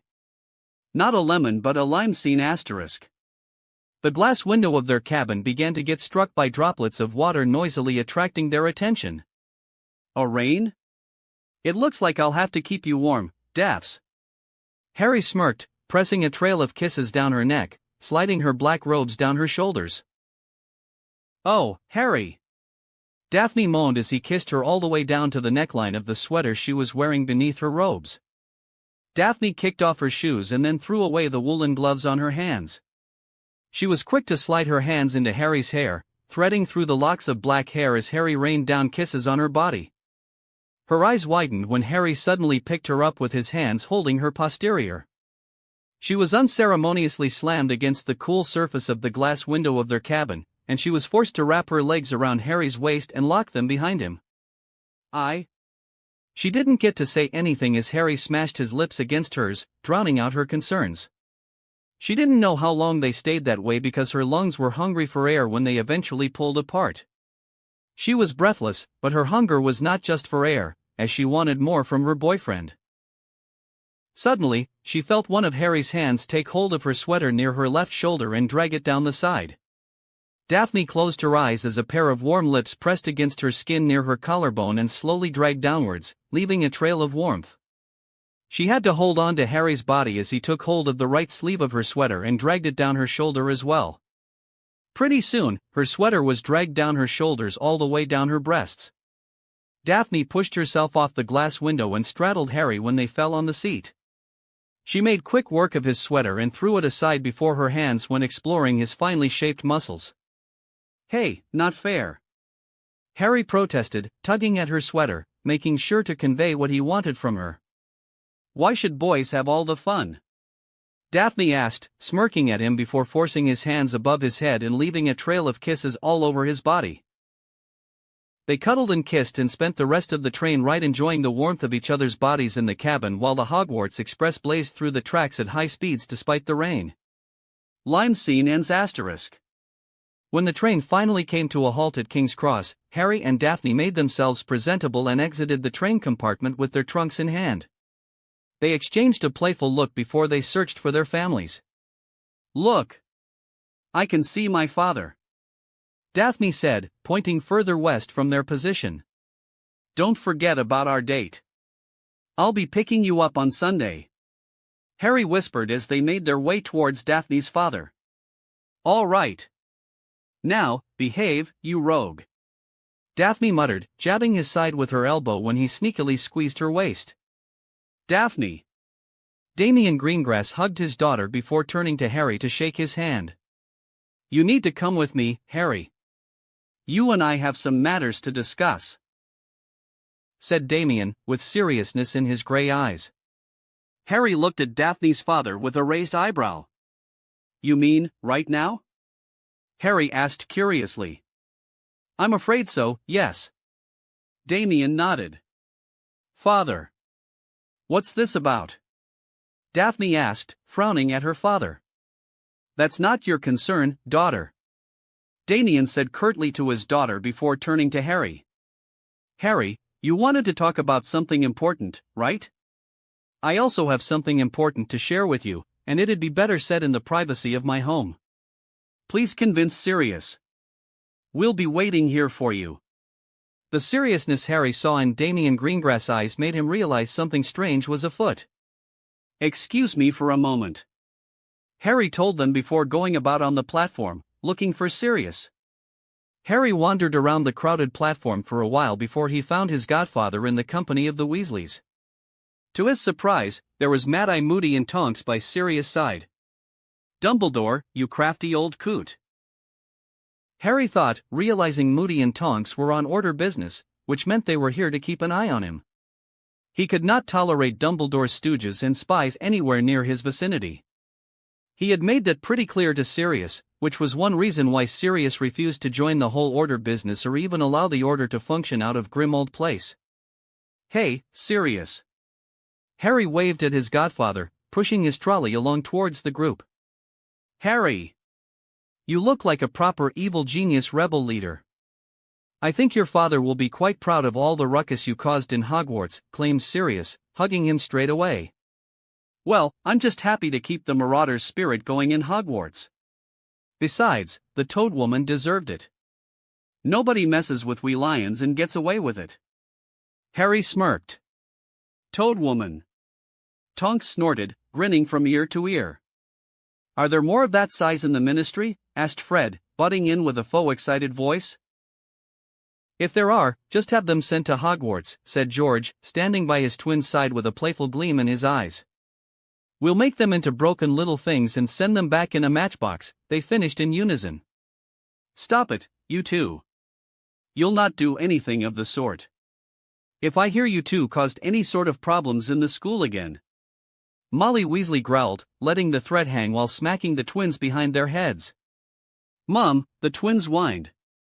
"Sirius, you'll have to take my trunk home." "I was invited to Daphne's home by her father," said Harry. "Wait, what?" Sirius blinked owlishly.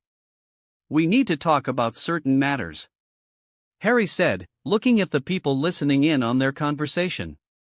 "All right. Can't that wait for some other day? You just arrived from Hogwarts." Sirius frowned. "Don't worry. Mr. Greengrass will bring me to Grimmauld Place after our talk." "I suppose that's all right," Sirius said hesitantly.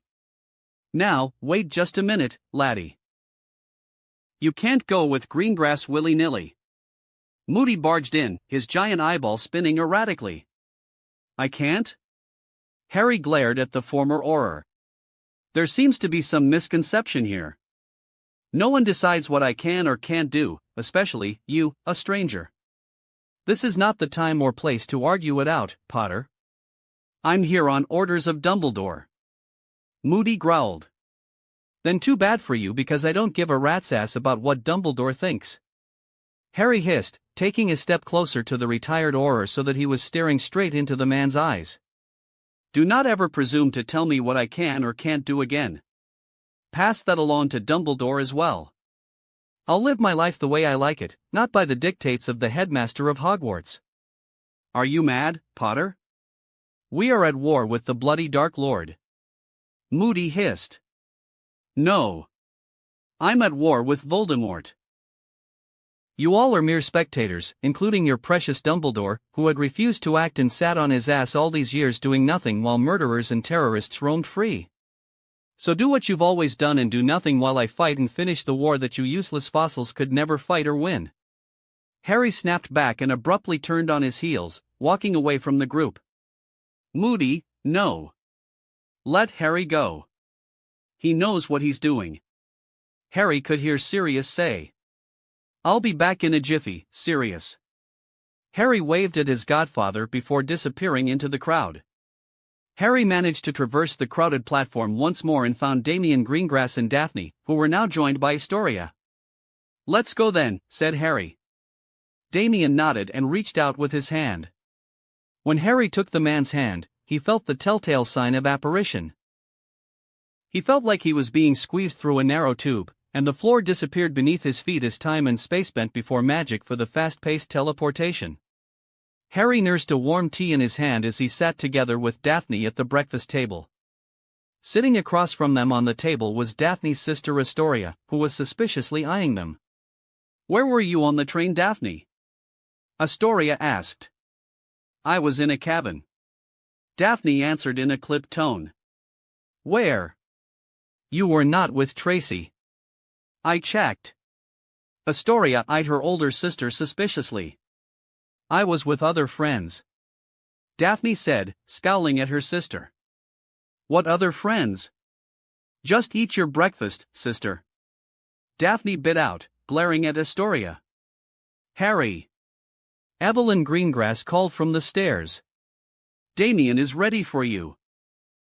Harry exchanged a smile with Daphne before he left the breakfast table and climbed the stairs. Thanks for the breakfast, Mrs. Greengrass. My pleasure, dear. Evelyn smiled. Harry climbed the stairs all the way to the top floor, and he found Damian Greengrass standing near an open window overlooking the front lawn of the Greengrass Manor. So, Harry, what did you want to talk about? I gathered it must be something important when Daphne said you wanted to meet me personally. And I also gather you have something to say to me if you wanted me in your home right after I arrived, said Harry. True. Damian nodded, looking at him while turning his back on the window. Please take a seat, and you may go first. Thanks. Harry nodded, sitting on a red-cushioned armchair. The Dark Lord has been gathering allies from giants, vampires, werewolves, and dementors. I have decided to strike at the giants and knock them out of the war before they become a dangerous factor. I know their location, and I mean to see them dead or force them to sit out of this war. Damian Greengrass stared at Harry with a stunned look. You want to attack a pack of giants? Damian asked incredulously. Yes, so that Voldemort is denied access to an army of giants, said Harry. How do you plan on killing off a bunch of giants? Damian asked, humoring Harry for a moment. Using fiendfire. I suppose it'd go more smoothly if you were to give me the help that you promised in bringing down Voldemort and his army. Damian's mouth dropped open as he stared at Harry's brazen claim of using one of the most potent dark spells known to wizardkind to finish off a tribe of giants. Are you even hearing yourself? You want to use fiendfire against some giants? Damian asked incredulously. At least you have to give him some points for sheer audacity, Damian. Paranel amusedly said, silently climbing the last few steps of the stairs leading to the room. Harry turned his head to stare at the ancient alchemist, who also happened to be his maternal grandmother.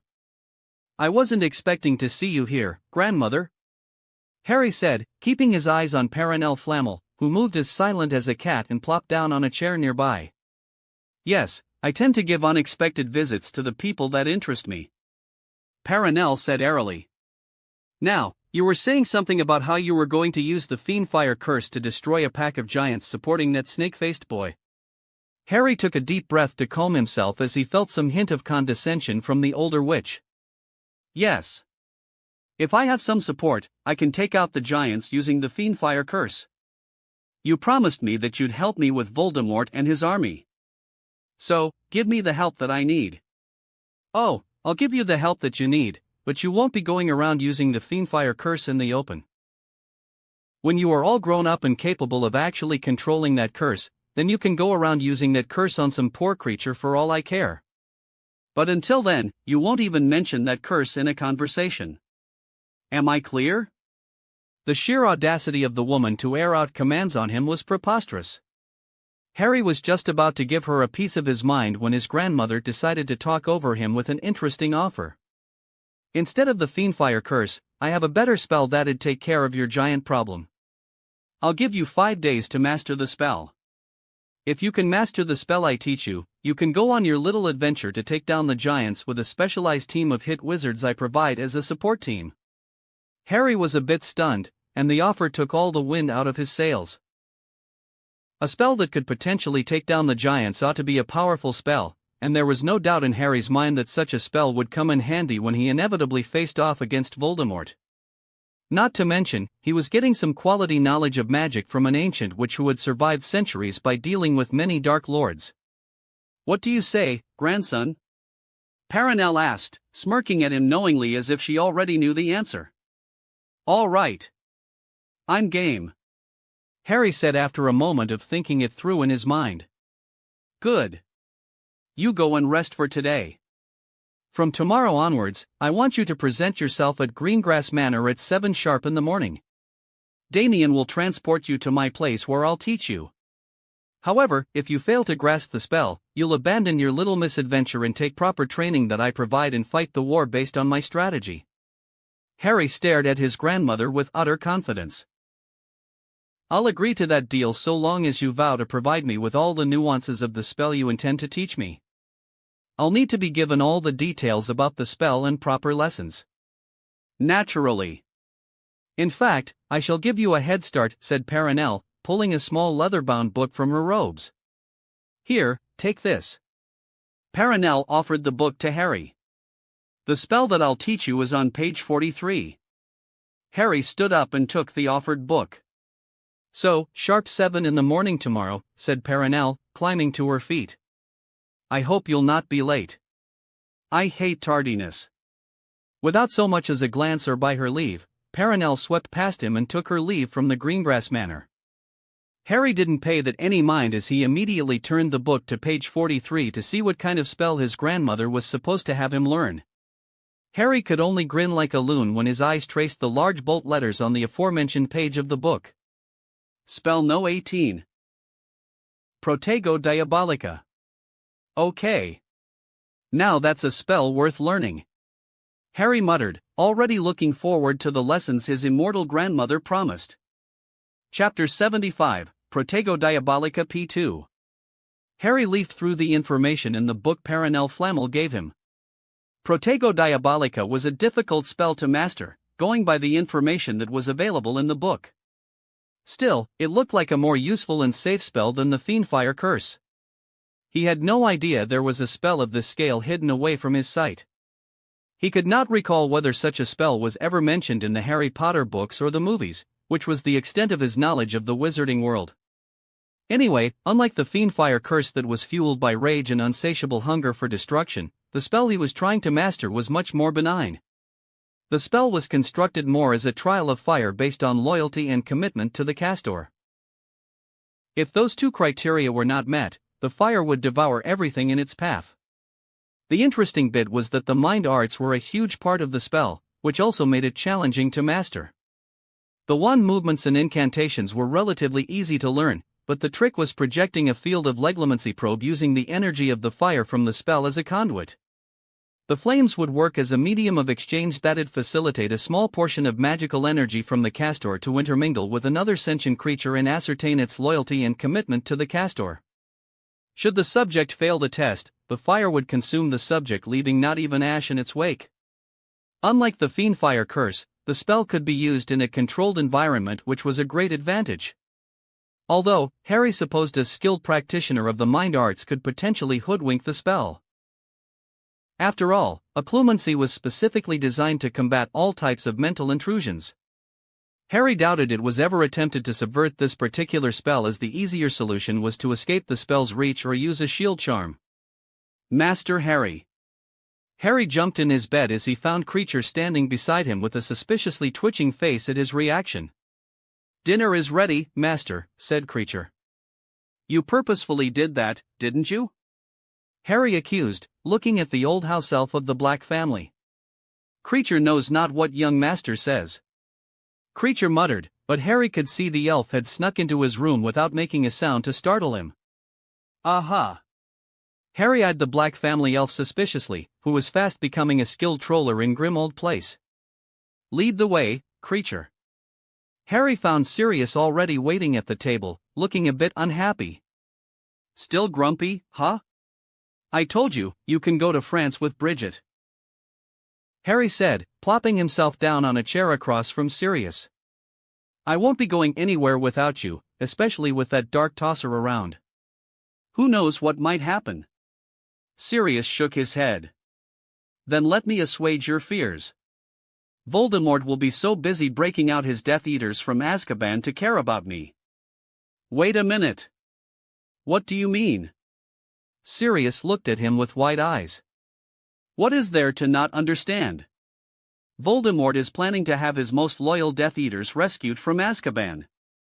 I suspect the Dementors will also join Voldemort before the vacation is over," said Harry, happily cutting into the delicious stew and beef dumplings Creature had prepared. "Are you sure about this?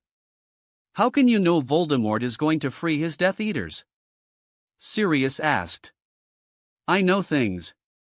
Anyway, the point is you can go to France without any worries. Besides, I'll be spending most of my time at Greengrass Manor." "I'll be quite safe," said Harry. "No. I can't do that." Sirius shook his head, adamant about not going with Bridget. "Oh, I think you are." Harry stared at his godfather confidently. The following day Sirius was fully packed, ready to go with Bridget to France. Harry had to spend a better part of his time last night convincing Sirius to go to France. Ultimately, he managed to convince the old marauder with some carefully articulated arguments and a healthy dose of emotional blackmailing. All he had to do was consistently remind Sirius that he lost more than a decade in prison, which was a sore subject for the guy. Then he twisted the knife further by saying that James Potter would have wanted his friend to have a good life instead of being stuck in Grimmauld Place. But the final push that forced Sirius to get going on his trip to France was his subtle hints that Bridget might find some other dude to shack up in France if he was not brave enough to go with her to meet her family. Sirius fell for the bleak picture he painted. He felt slightly guilty for playing with Sirius's insecurities, but it was for a good cause. The man needed to take some vacation time away from the dark walls of his family home. Besides, it was not as if Sirius would be gone for the whole vacation. After a few days of staying with Bridget's family, Sirius would return, and everything would be back to normal. "How'll you be going to the Greengrass Manor?" Sirius asked, shrinking his trunk into a small box and keeping it in the pocket of his coat. "I'll have Creature take me," answered Harry. "All right then," said Sirius once they reached the backyard of Grimmauld Place beyond the reach of the wards protecting the home of Blacks. "I guess it's time for me to depart. Do you have anything to say to Fleur?" "I can pass on the message." "Why would I need you to pass a message to Fleur when I can just speak to her?" Harry asked with a raised eyebrow. "I thought you two weren't talking, considering how things ended between you two."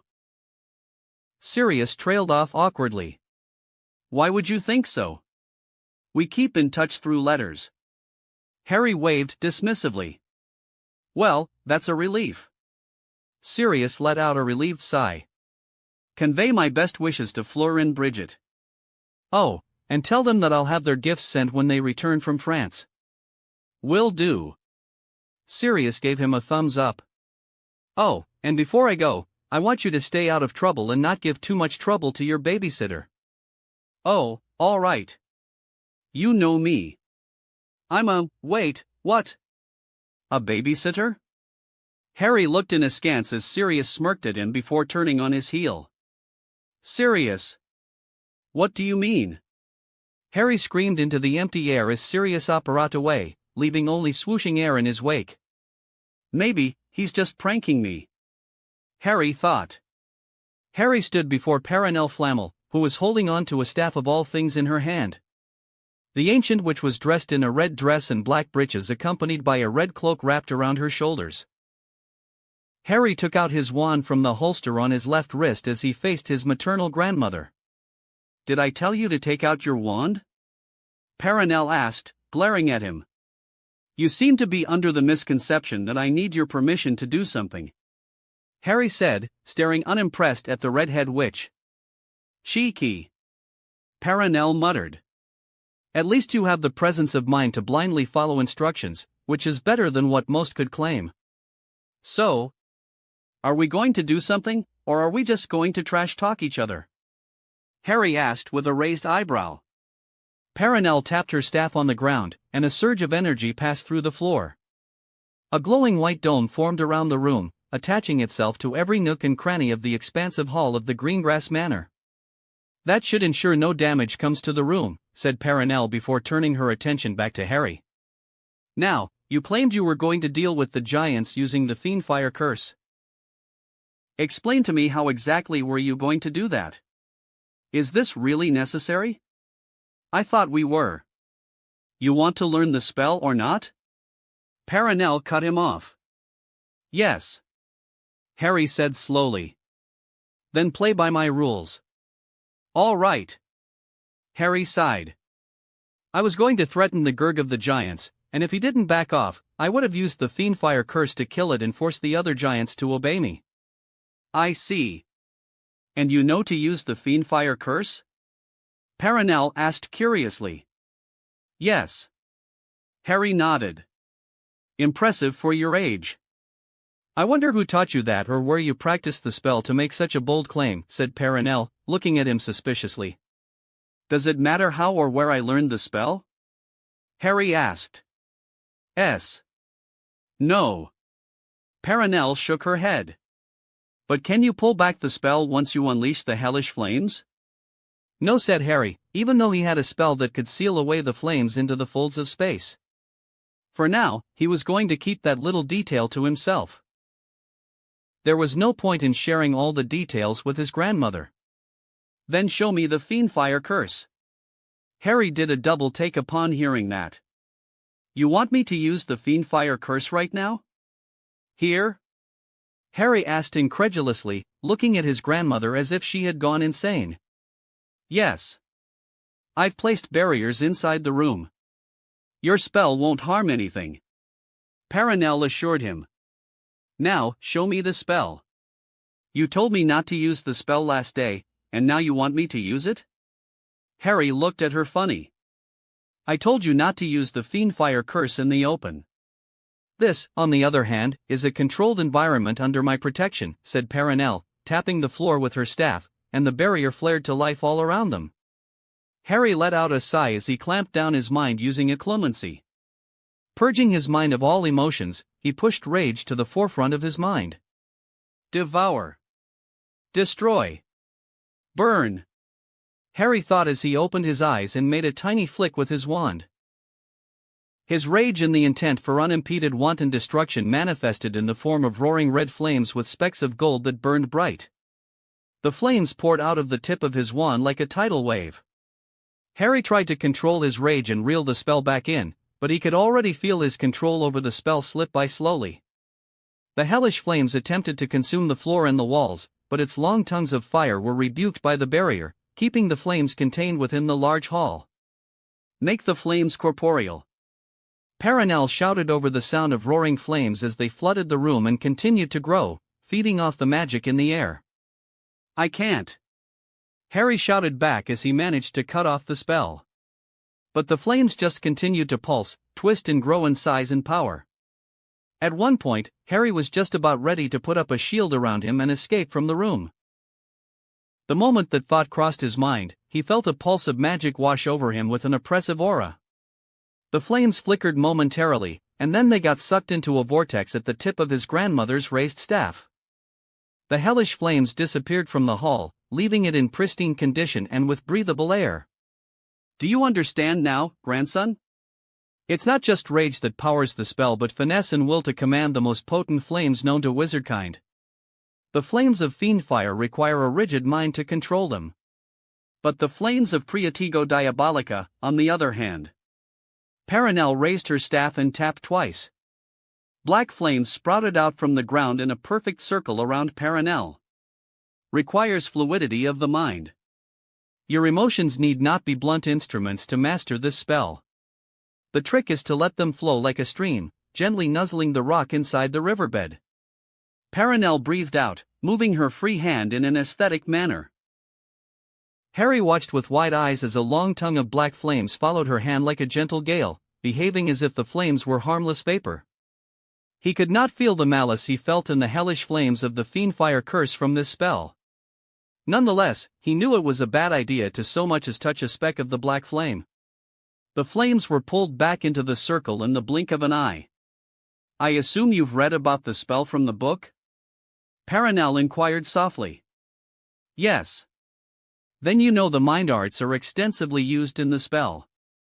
You need to hold two thoughts in tandem within your mind if you are to master this spell. You need to seek the destruction of your enemies and the embrace of your friends in your mind while you use the spell. Project those two thoughts into the spell and let it be unleashed." Harry waited to see whether there was more explanation, but his grandmother remained silent and merely observed him. "I guess it's practice time," Harry thought before raising his wand to cast the spell. Daphne neared the ornate doors of the ballroom with a frown on her face. Her father and mother were tight-lipped about who the redhead woman was or what she was doing with Harry inside the ballroom of their manor. The only thing she knew so far was that the woman was somehow important. The closer she reached the ballroom, the tension became palpable. Her hands sweated a little bit for some unknown reason. She first tried to look through the windows to see what was going on, but the blinds were on, invalidating her plan to sneak a peek. She tried to keep her ears to the walls, but nothing could be heard from the inside. For a moment, she thought about using the unlocking charm on one of the windows and sneaking a peek, but she discarded that idea. It'd be incredibly rude. Mother will kill me if she finds out, Daphne thought. So, she circled back to the entrance door and knocked twice. She waited for either Harry or the woman to open the door, but it remained closed. Frowning at the door, she decided to open it. To her surprise, the door came unlocked when she turned the doorknob. Daphne slowly pulled the door open and looked inside. Her eyes widened as she saw Harry let loose black flames from his wand that tried to strike at the redhead woman who defended against the flames with a shield. Then a torrent of black flames converged on Harry from his back. Before Daphne could warn her boyfriend of the flames, Harry had already put up a shield around him that kept the flames at bay.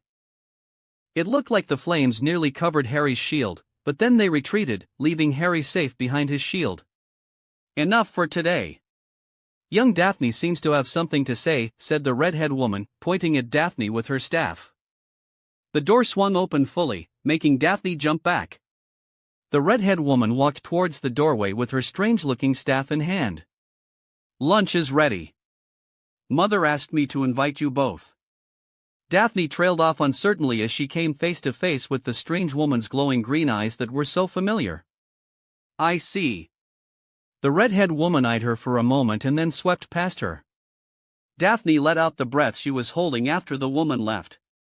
This is not how I imagined you'd be spending some time in my home, Harry. What's going on? Daphne muttered, looking at the sorry state of her boyfriend.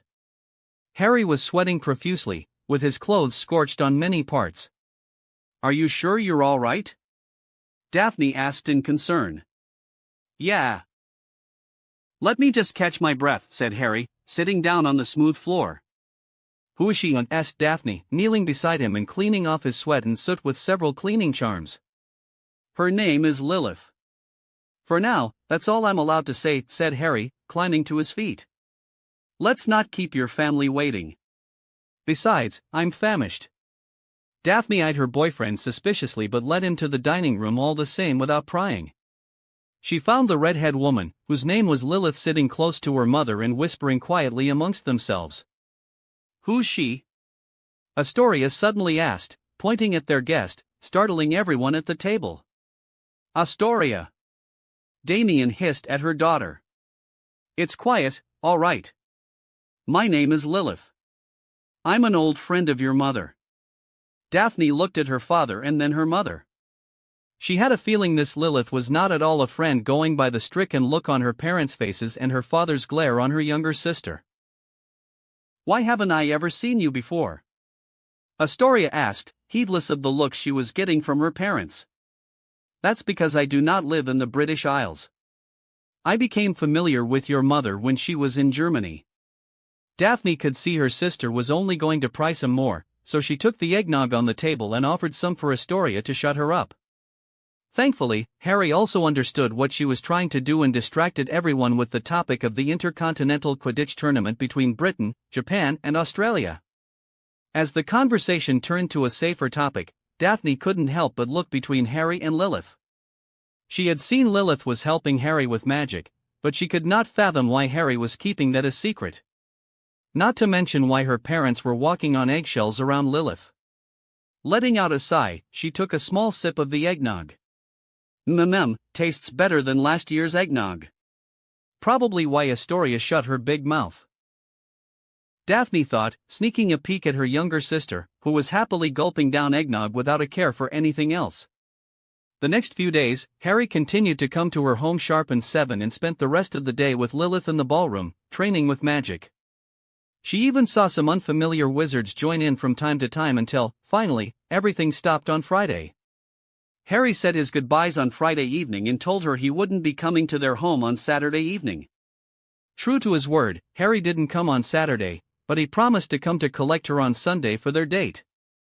She was excited about that and looked forward to where Harry was going to take her.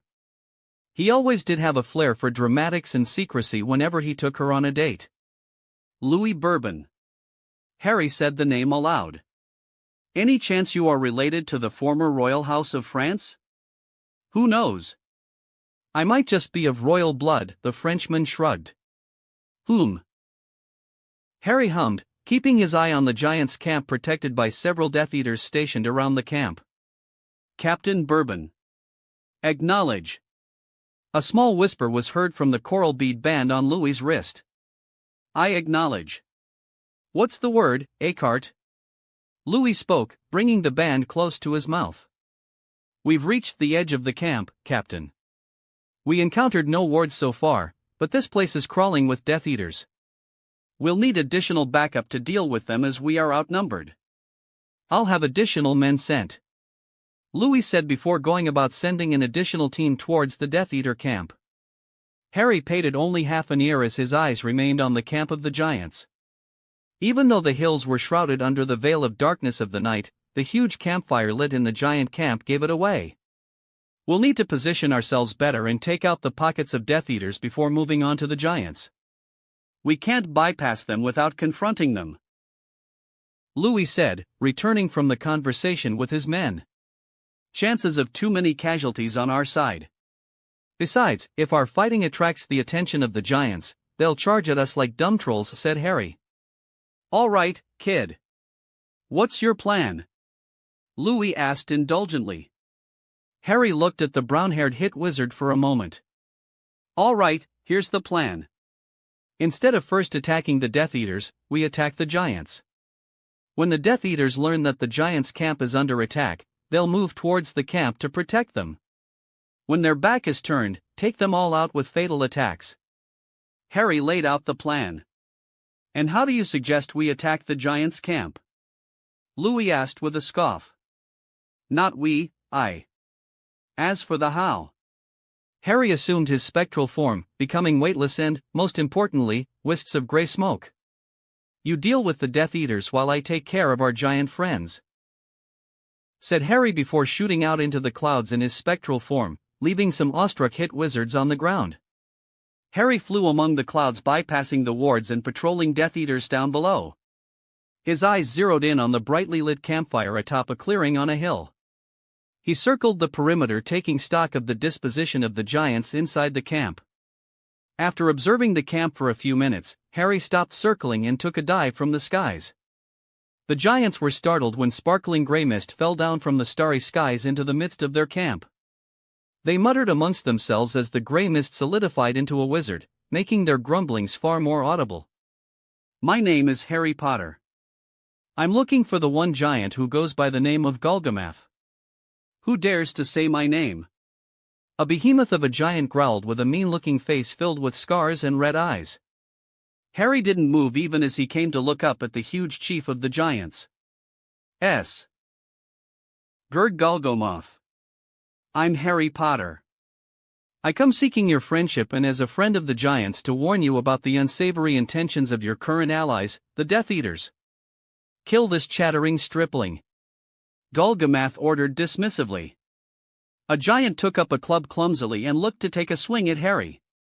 He was not going to wait around for the giant, so he raised his wand and fired off a spell at the club. Wingardium Leviosa. The levitation charm worked splendidly, and the giant was left staring at the floating club confusedly. "I had a feeling we would end up not seeing eye to eye," Harry said, smirking at the giants before he made the club swing with full force. The giant that attempted to smash him screamed as Harry used the club to smash open the giant's head. The giant fell with a thud that shook the ground, howling in pain, holding its bleeding head. "As I was saying, your giants are in great danger if you ally yourself with the Dark Lord, Gurg Golgamath. Any ally of the Dark Lord becomes my enemy," Harry said coldly, as more and more giants woke up, surrounding him, attracted by the commotion. "Kill the little wizard," Golgamath screamed in rage. "Pity," Harry muttered as he spun on his feet, flourishing his wand and drawing a wide circle. "Protego Diabolica." Harry called out the spell using Parseltongue. He could feel the ground tremble as a huge wave of black flames surged out of the circle he drew around him. The giants surrounding him screamed as their usually magic-resistant skin boiled and burned away under the black flames. Their wooden and bronze weapons turned to dust as the black flames devoured everything they came into contact with except for the sand on the ground.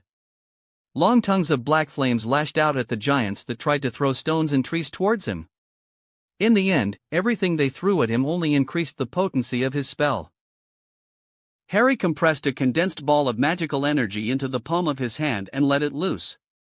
The black flames that protectively surrounded him were expelled in a tidal wave that swept away everything from the hilltop. Seeing that the screams of the giants start to fade down a little bit, Harry reined back the spell. When the last speck of black flames disappeared, there were not even ashes around Harry. An eerie silence permeated the air for a moment, only to be broken by the screams of men down below. He could see flashes of light coming from beyond the tree lines.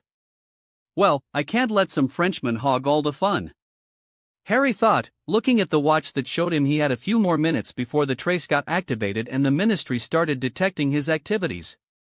He assumed his spectral form and flew straight into the tree line.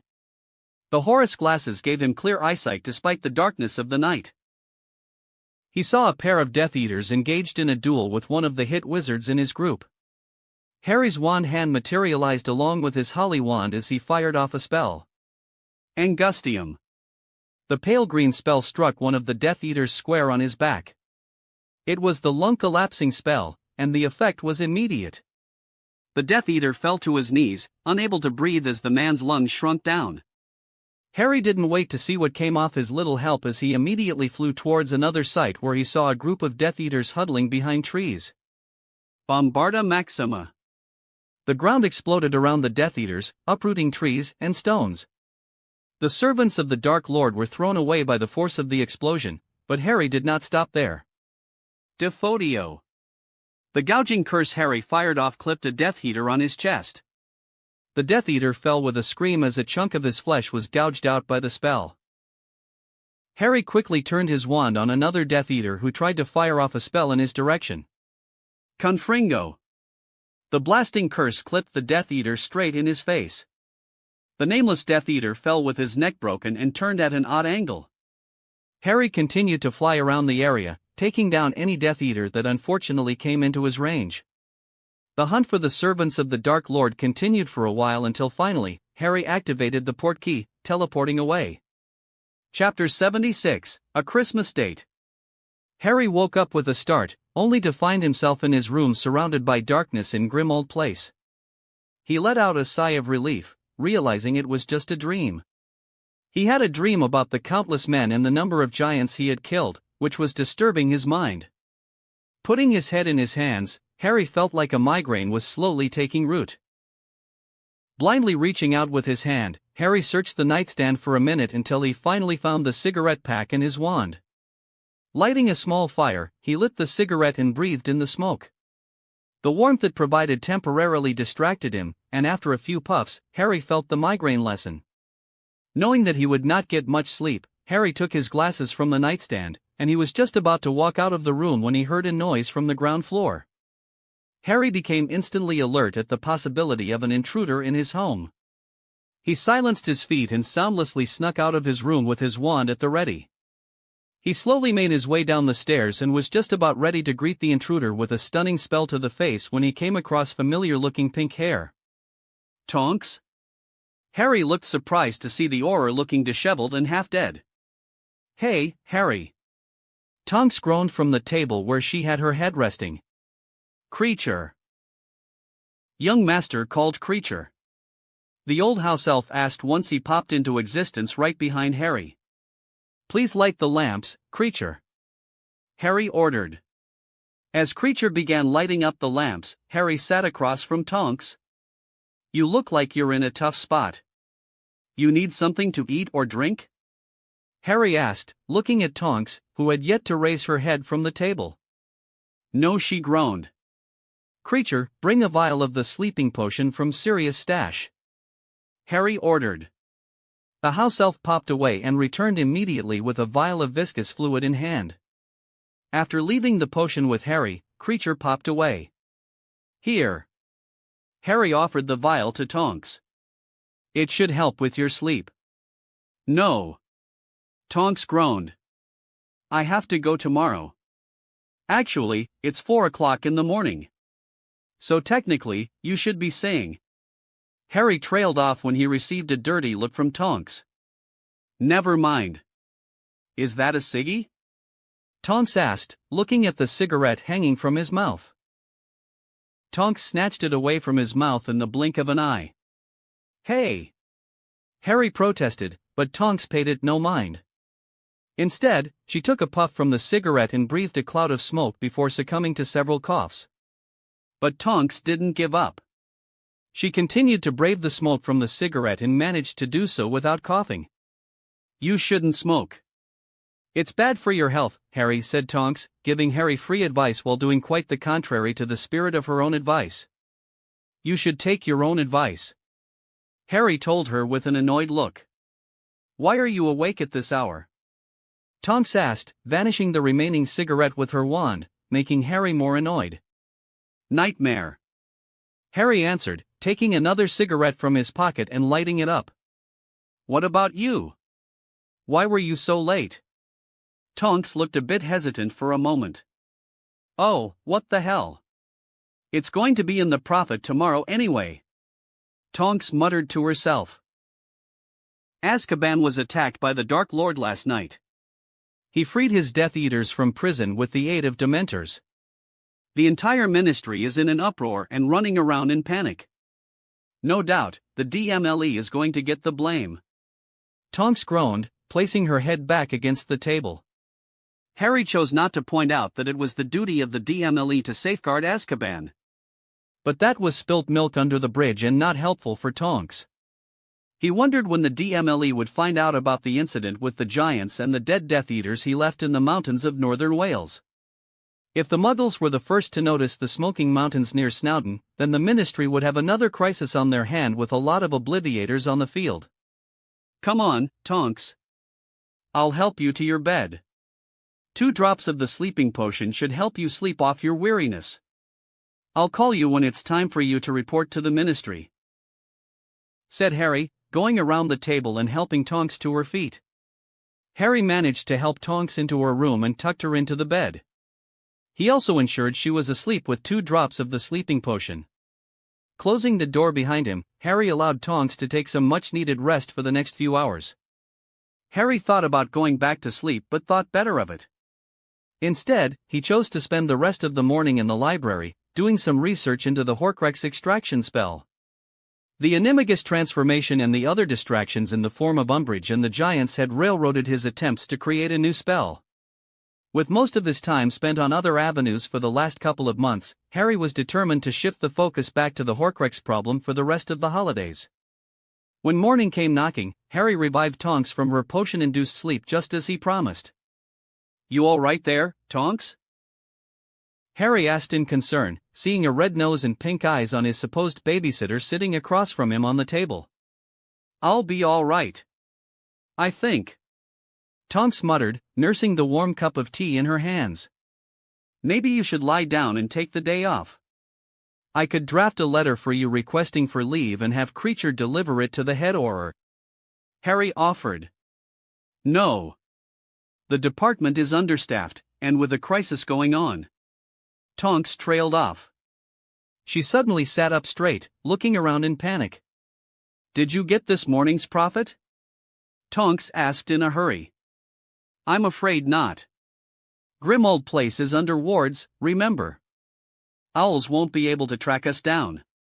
Creature usually picks up the profit from Diagon Alley. Then, I'll have to go. Sorry, Harry.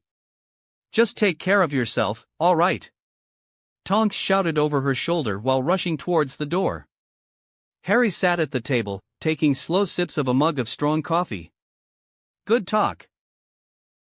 Harry raised the cup mockingly towards the empty seat. He was sure it was not just Tonks or the ministry with their butts on fire after yesterday. It was an excellent thought that his enemies were running around with their butts on fire. Harry snickered as his mind conjured up the images of Dumbledore and Voldemort running around with their butts on fire. It was a shame there was no chance that he could witness their reactions with his own eyes. "Creature, go bring me the prophet." Voldemort could not help but be merry at the moment. Despite the failures he faced in unearthing the secrets of the prophecy that eluded him, he was pretty happy. He stared at his most loyal Death Eaters with some fondness. These Death Eaters were his most devoted followers and most powerful fighters. Some of the most powerful wizards and witches had joined him in his quest to dismantle the decrypt Ministry of Magic and Dumbledore's traitorous Muggle lovers. Some had died in his service, but those who survived were some of his most ferocious soldiers. That was why he was happy to see them all before him. "Welcome, my old friends. You've braved Azkaban and the passing of time for me. Despite all that has happened to you, my most faithful, I can see your loyalty remains unwavering." "Of course, Master. I've always believed you'd come for us." Bellatrix breathed out, her black eyes shining with utter devotion. "We knew you'd never abandon us, my lord. There were those who believed you were gone. But we have seen your power, my lord. We would never doubt the power of our lord who defeated the clutches of death." Rabaston Lestrange rasped. "Ah, Bella, Rabaston. I've missed this, my most loyal followers. This confidence has been lacking in many of my Death Eaters. With your presence, I hope they learn to emulate your faith in my power," Voldemort gleefully said, eyeing the new recruits with a sneer. "My lord." Voldemort's attention came back to Augustus Rookwood. "Ah, Augustus. Lord Voldemort shall require your services most urgently. I've made sure to ensure all of your speedy recovery. Once you have regained your former power, you shall take your rightful place by my side, my most faithful. Our work remains unfinished. Blood traitors and mudbloods must be culled to save our world from their rot. Oh, my master. I remain ever faithful and most obedient. All that I know and all that I have is at your disposal." Augustus Rookwood crawled on his knees and kissed Voldemort's feet. I know, Rookwood. Lord Voldemort does not forget his loyal servants. You shall be rewarded for your loyalty. When we reclaim our world, you shall be by my side as we reimagine the wizarding world in our image. Now. Voldemort paused as the doors to his chambers were abruptly opened. He'd have cursed the offender for disturbing him, but Voldemort saw it was Lucius Malfoy. My lord. There has been an incident that requires your immediate attention. Lucius claimed, his eyes darting around at the Death Eaters surrounding the hall. Leave us. Voldemort commanded, his red eyes bore into the newly recruited Death Eaters, causing them to leave the hall's premises immediately. We shall speak soon, my most faithful. First, you must recover your strength. Voldemort said, staring at the recently jailbroken Death Eaters. Voldemort waited patiently as his most faithful Death Eaters like Rabaston Lestrange, Bellatrix Lestrange, Rodolphus Lestrange, Antonin Dolohov, Augustus Rookwood, Thorfinn Rowell, Mulciber, Gibbon, Jugson and Travers were escorted out by the healers. What is it, Lucius? Voldemort turned his attention to his chief informant inside the Ministry. My lord, the Ministry is in an uproar. Voldemort scoffed, cutting off whatever Lucius Malfoy was going to say. Of course, they are in an uproar. Is this why you disturbed me, Lucius? Voldemort asked in annoyance. I'm afraid not, my lord.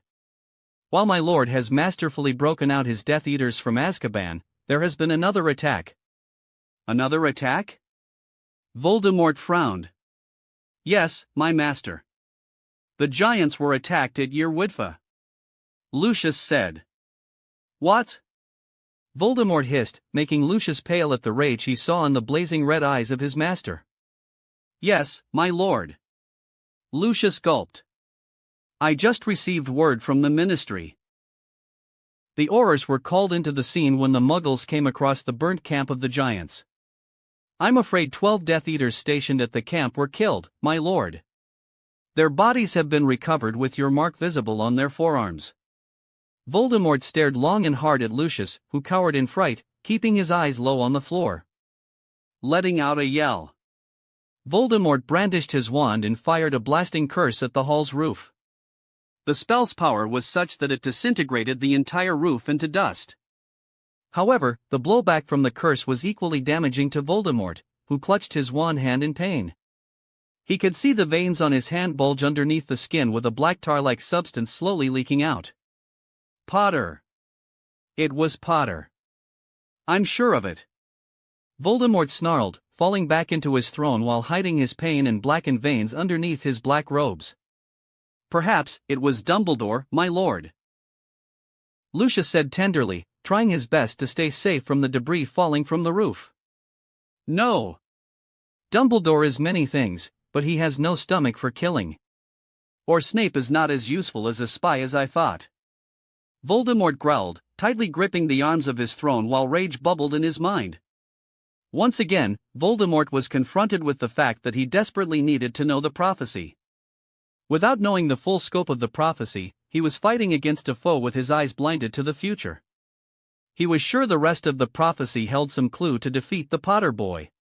He could not think of any other reason why Harry Potter was escaping him time after time and dealing blows that were far more damaging to his cause than even Dumbledore. Just as he was celebrating the return of his most loyal Death Eaters and the Dementors, Harry Potter struck at his allies among the giants and killed off a dozen newly recruited Death Eaters. His eyes found movement at the entrance of the hall. It turned out to be none other than Snape. Come, Severus. You have much explaining to do. Voldemort glowered coldly, making the potion master freeze. The Dark Lord thinks Harry attacked the giants allied to his cause? Dumbledore asked incredulously. When asked like that, even Severus found it challenging to comprehend why the Dark Lord would think so. Not just the giants. The Dark Lord believes Potter killed 12 of his Death Eaters camping near the giants. Snape said, shaking his head at the strange tangent the Dark Lord had taken in recent months. He had noticed that the Dark Lord was increasingly paranoid. Severus had at first attributed this paranoia to the difficulties the Dark Lord was facing after the shoddy ritual that restored the body of the Dark Lord. But lately, he came to realize that the Dark Lord was constantly living in fear of Potter. The desperate attempts to steal the prophecy orb from the Department of Mysteries and the recurring rants filled with hate against Potter showed that the Dark Lord was increasingly becoming fearful of Harry Potter. To a certain extent, Severus conceded that the Potter boy was becoming a competent wizard. The boy had stopped lazing off and started applying himself in potions class. There was a marked difference in quality in the boy's potions since last year. It had also not escaped his notice that Potter was getting better with wand-based magic. The magical skills Potter showed off during the tournament last year and against the Aurors a few weeks back were a testament to the boy's growth. Having said that, the irrational fear that had consumed the Dark Lord was strange.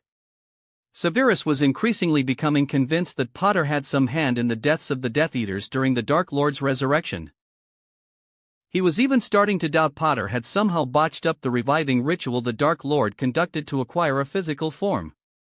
Unfortunately, he could not confirm his doubts as Lucius and the Dark Lord refused to share any details of that night. Why is Tom blaming Harry? Has his obsession with the prophecy blinded him so much? Dumbledore asked, looking gravely at Snape. Most likely. Severus muttered, keeping his doubts to himself. It was not like Dumbledore would believe a word he would say about Potter. Even if he accused Potter had a hand in the recent attack, he could not prove it with any substantial evidence. According to Nymphadora Tonks, Potter was supposedly in France with Black. And even if Potter were in Britain, the monitoring charms of the Ministry would trigger if Potter were to use magic outside any warded area. Severus. Could it be possible that someone with a grudge against Tom is hunting down his Death Eaters and allies? Dumbledore asked. It's possible. Severus agreed with a nod. But he doubted someone like that could be as resourceful enough to know sensitive information like the location of the giants or even the location of the Dark Lord's resurrection. Such thought only gave him more headache instead of answers. The Dark Lord is now adamant about claiming the prophecy orb. Augustus Rookwood will soon share the crucial information the Dark Lord needs to remove the orb from the shelf. Once that happens, the Dark Lord will either storm the Department of Mysteries to take possession of the orb or manipulate Potter to take it for him. Severus said. Then it falls to us to ensure the orb remains out of Voldemort's reach. Said Dumbledore. That's easier said than done. Severus thought, considering Dumbledore's insistence on not using Potter to remove the orb and put a fake one on the shelf. It was a perfectly reasonable plan, but Dumbledore stubbornly refused to involve Potter for some inane reason that remained unknown to Severus. Daphne giggled as she tried to stay on her feet while holding Harry's hand. It was a challenge to stay on her feet without falling on her ass, cold air rushing past her as they glided through the frozen floor. Woo! Daphne squealed as Harry swept her off her feet and spun around on the ice. She had to be extra careful on the touchdown as her skating skills were non-existent. Harry held on to her waist, which was a blessing as she remained on her feet despite the wobble that she felt on her feet. Are you having fun? Harry asked, his green eyes glinting under the light of the evening sun. I thought I'd be bored out of my mind, but I've got to admit this is turning out to be an enjoyable evening. Daphne admitted. She had very low expectations when she agreed to a date with Harry in the Muggle world. Still, he continued to surprise her by making it an enjoyable evening despite her preconceived notions about the Muggle world. She had to admit Harry was quite an expert in finding out her interests. She liked old castles and secret chambers quite a lot. That was why she loved their date in the fabled secret chamber of Salazar Slytherin and the many old Muggle castles she got to visit today. On the other hand, ice skating was not something she had ever done, but clearly, it was a fun activity. What are you thinking? Harry asked as they glided through the ice at a slow pace. I was just thinking about adding an ice rink back home. Although, my mother might not particularly like the idea of anything Muggle in our home, said Daphne. Your ballroom could be refitted into a temporary ice rink. Or, I could add one to the home I'm building, and you could use it whenever you fancy. You're building a home? Daphne asked in surprise. Yes. I'll be restoring the Potter Manor that was burned down by the Dark Lord. I'll be finalizing the contract tomorrow. I could add an ice rink adjacent to the ballroom if you like it so much. Hearing Harry's proposal to build something for her, Daphne's heart fluttered momentarily. Without thinking, she hugged Harry, causing them to lose balance. Together they fell on the ice and skidded across the floor. Daphne ended up being on top of Harry, and she held onto his jacket for dear life. Thankfully, they didn't get injured while some muggles around them laughed at their misfortune. She was quite embarrassed, but Harry laughed, finding their situation funny. When they tried to get up, her tie got stuck with Harry's belt, which only furthered her embarrassment. I told you wearing a white shirt and tie with a skirt is not exactly a good attire for the date during winter, Harry said in between snickers at her expense. I also had a coat, Daphne argued, her cheeks becoming flushed with embarrassment. Besides, I didn't have that many muggle clothes to wear anyway. In that case, I'll take you shopping, Harry offered. Daphne forgot her embarrassment at the offer. All right, she immediately agreed, already making plans to make the best out of the situation. But first, you must remove your hand, Harry. Daphne looked at Harry's right hand that was holding her just under her breast. My hand will stay there until you remove that stupid tie from my belt buckle, Harry said, giving her a playful wink. You? Daphne sighed in exasperation and decked Harry on his head, but she allowed his hand to stay there until she managed to dislodge her tie. You'll be regretting that soon, Daphne threatened, and she followed with that threat when Harry took her shopping.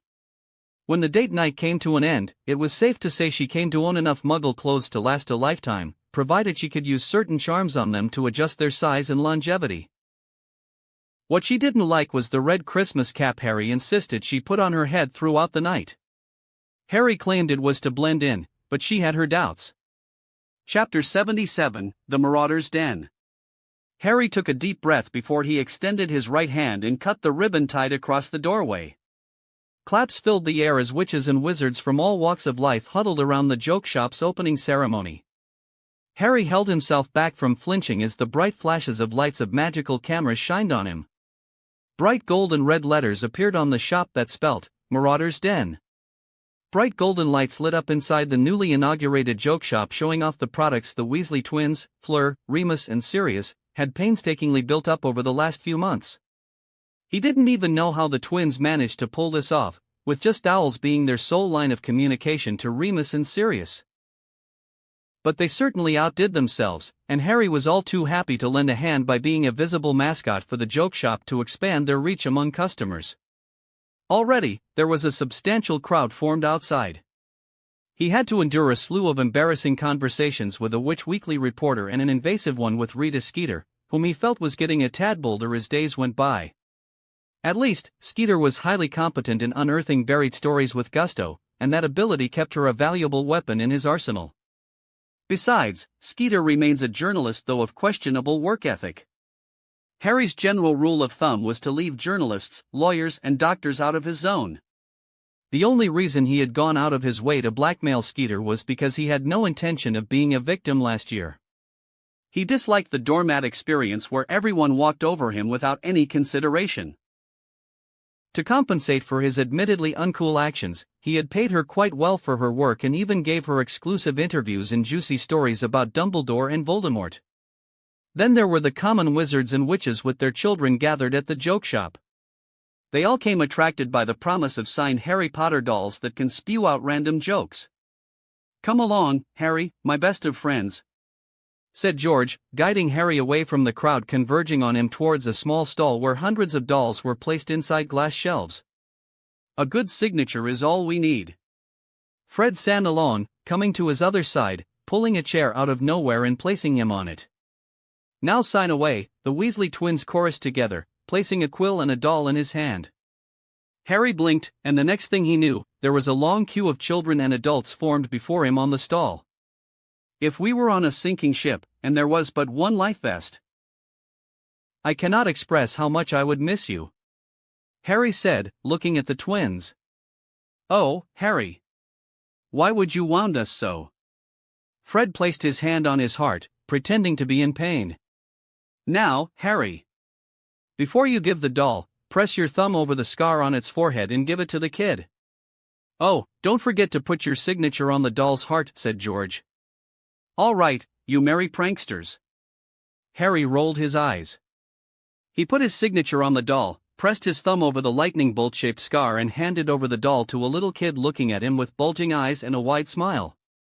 The lightning bolt on the doll lit up with many lights before the doll opened its mouth and spoke. It's okay if you don't like me.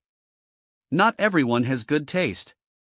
Harry raised an eyebrow as he heard the doll's squeaky voice that suspiciously sounded like a watered-down version of Sirius sound.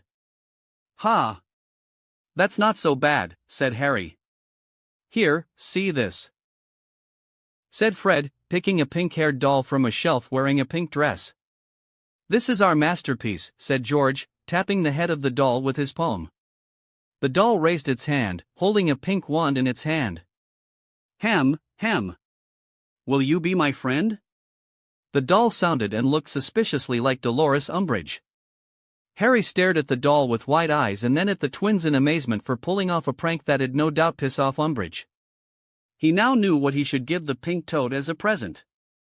Oh, you two are pure gold, said Harry, looking at the twins, who were sporting massive grins on their faces. After a lengthy affair of signing up dolls and interacting with a lot of people, most of whom he had never even seen in passing, Harry was sitting at a table inside the store with a cup of coffee in his hand. When they originally envisioned a joke shop, a cafe was not in their mind, but when Sirius brought up the matter of a joke shop he was helping build, Bridget suggested adding a cafe.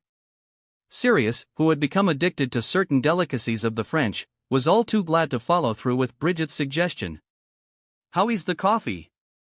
Fleur asked, taking a seat across from him. Quite good. Good charm work with those dolls, by the way. The twins told me you had a hand in speeding up some of their products, said Harry, raising his cup to compliment the work Fleur had done in the shop. Thank you. Did you know Fred and George were planning to quit Hogwarts? Fleur asked suddenly, eyeing the twins who happily strolled around the joke shop greeting customers. Not really. But I wouldn't be surprised if they dropped out. The twins are hyperactive inventors. They don't need structured education to succeed. Their sheer talent is enough, and a little bit of capital, said Harry, shrugging his shoulders. So, how was your trip to France? Harry asked, taking a sip of the coffee. EET was fine. Gabby was disappointed not to see you, said Fleur. MMHM. Harry grunted, his eyes finding the Weasley family and Hermione in the crowd. Hermione found him, and Harry waved at her while she was standing close to Ginny near the entrance of the shop. He noticed Molly Weasley was having a heated exchange with Remus while Arthur Weasley was quietly speaking with Sirius in a corner. Harry gestured to Hermione to come over to the table. After a few minutes, Hermione managed to rope in Ginny and join him and Fleur at the table. You never told me all those secret meetings with the twins were all about this joke shop. You had me convinced you were reprimanding them for their pranks and illegal experimentation. Hermione hissed. Guilty as charged. Harry raised his hands in surrender. Did you know that the twins are planning to leave Hogwarts? Hermione asked, her hands on her hips, staring accusingly at him. Calm down. Sirius and Remus will set them straight, said Harry, sounding confident. Are you sure? Because our mother is furious with Sirius for going around her back and setting up this shop for Fred and George, said Ginny. Don't worry. Everything is taken care of. Harry waved away the redhead's concerns. A few hours later, Harry was pointedly looking away from the stares of Ginny and Hermione in Grimmauld Place. He had to stop himself from flinching as Molly Weasley's screams reached a new pitch. If this goes on, Mum is going to make us all deaf. Ron muttered, looking rather pale while staring at the shouting match between the twins, his mother and Sirius, unfolding before his eyes. Harry raised an eyebrow when the shouting toned down a little. Instead, there were now hushed whispers with several order members joining in, like Alastor Moody and Dumbledore.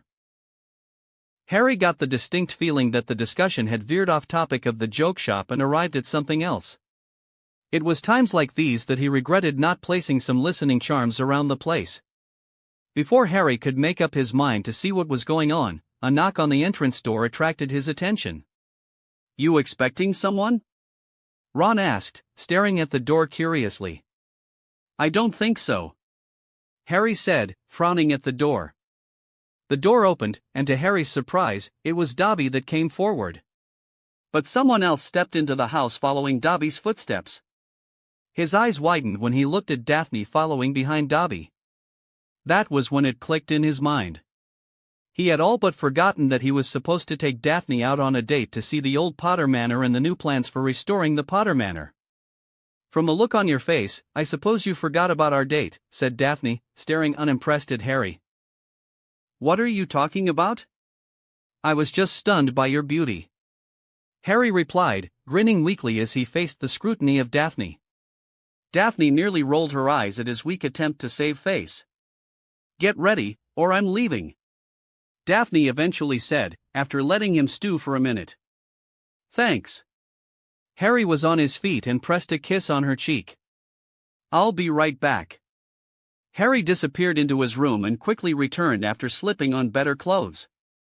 All right. I'm ready. Let's go. Wait, Harry. Aren't you supposed to stay out of public spaces with you-know-who out to get you? Hermione asked worriedly. If I started to live in fear of that noseless idiot, I won't be having much of a life to live anyway. Tell Sirius I am out with Daphne. He knows where I'm going, said Harry before taking Daphne's hand and nodding at Dobby. Dobby teleported them away from Grimmauld Place. When the swooshing sound and feeling stopped, Harry and Daphne found themselves in a clearing near a small stream rolling down from some huge rocks. Harry looked around, noticing the rocky hills and giant trees surrounding the place. So, this was Potter Manor. Daphne breathed, staring at the rotten and burnt remains of the manor that was now overgrown with weed and other plant life. Yes. I plan to have the remains unearthed before rebuilding the whole manor. Why? Are you hoping to find something? Daphne asked curiously. Harry frowned thoughtfully at the remains of the old home of the Potters. When Voldemort burnt down the manor, he also erased the history of House Potter. The loss of all the portraits and records is a far greater blow than the loss of a manor built on wood and stone, he eventually said. Is it wise to build Potter Manor here again? Daphne asked, looking a tad concerned. The Dark Lord already knows its location. Once you start rebuilding the manor, word will get out. He'll target this place again. Exactly. Harry grinned. Let him come. Being the psychotic maniac he is, Voldemort shall rush towards this place to show off his power. But when he arrives here, he'll face a far more humiliating defeat he suffered than the last time we met. You're rebuilding Potter Manor as bait for the Dark Lord? Daphne asked incredulously. Hard to believe, isn't it? That's what I'm counting on from Voldemort as well. He'll never expect I'll build Potter Manor as bait for him. He'll think that I'm emotionally attached to a house with my family name on it, said Harry, smirking at Daphne, who frowned at him. Why aren't you? Why aren't you attached to your family name? Daphne asked, her blue eyes trained on him with an inquisitive stare. The legacy of House Potter will not be built on wood and stone. It'll be built on the blood of my enemies, said Harry, his green eyes flashing with a firmness that took Daphne by surprise. Daphne observed Harry for a long time as they walked around the site while Harry explained the current plan under consideration for the new Potter Manor. She had already picked up some information from her parents regarding Harry's involvement with the death of several prominent Death Eaters. Harry's subtle digs at her fellow housemates who lost their parents last year were also a clear indication that Harry was somehow involved with those deaths. She was not as stupid as everyone else to believe the Ministry version of the events, nor did she think the Dark Lord killed off his most prominent followers in a fit of rage, as most of her housemates believed. Admittedly, she only knew Harry properly for just under 2 years, but she was his girlfriend. She had interacted with him far more intimately than anyone else. So, she knew Harry better than most people. With all that she knew of Harry, she got the feeling that Harry had somehow set a trap for the Dark Lord and the Death Eaters. Some of the most prominent Death Eaters that had escaped Azkaban by claiming to be under the Imperius Curse were dead on the eve of the Dark Lord's return. Then, 2 nights back, a mountain full of corpses was discovered with the dark mark on their forearms. The Daily Prophet was quite thorough in covering that story, and her father had been over the moon with that little story. Daphne had also recently learned that a tribe of giants were also burned down on the hill, according to the Auror's office. The Daily Prophet was supposedly holding that finding close to their chest. She had accidentally learned that tidbit of news from her father while a reporter from the Prophet was gloating to have found it over the flu. Now that her father had gained all the major controlling shares of the Prophet, he had a more hands-on approach while managing the Prophet. There was no news in Wizarding Britain that went without her father's attention. And therefore, she usually had far more exposure to more information than usual. Also, she had seen Harry go through intense magical training with that mysterious woman before the newly recruited Death Eaters were found dead on a mountain. The recent death of giants made it clear that Harry had some hand in it as well, because Harry had stopped visiting her home for training after the incident. Daphne quietly slipped behind Harry and hugged him from behind. She placed her head against his shoulder and kept a close watch on his face. Harry. Did you have anything to do with those dead Death Eaters last summer and the bodies of Death Eaters found on the mountain last day?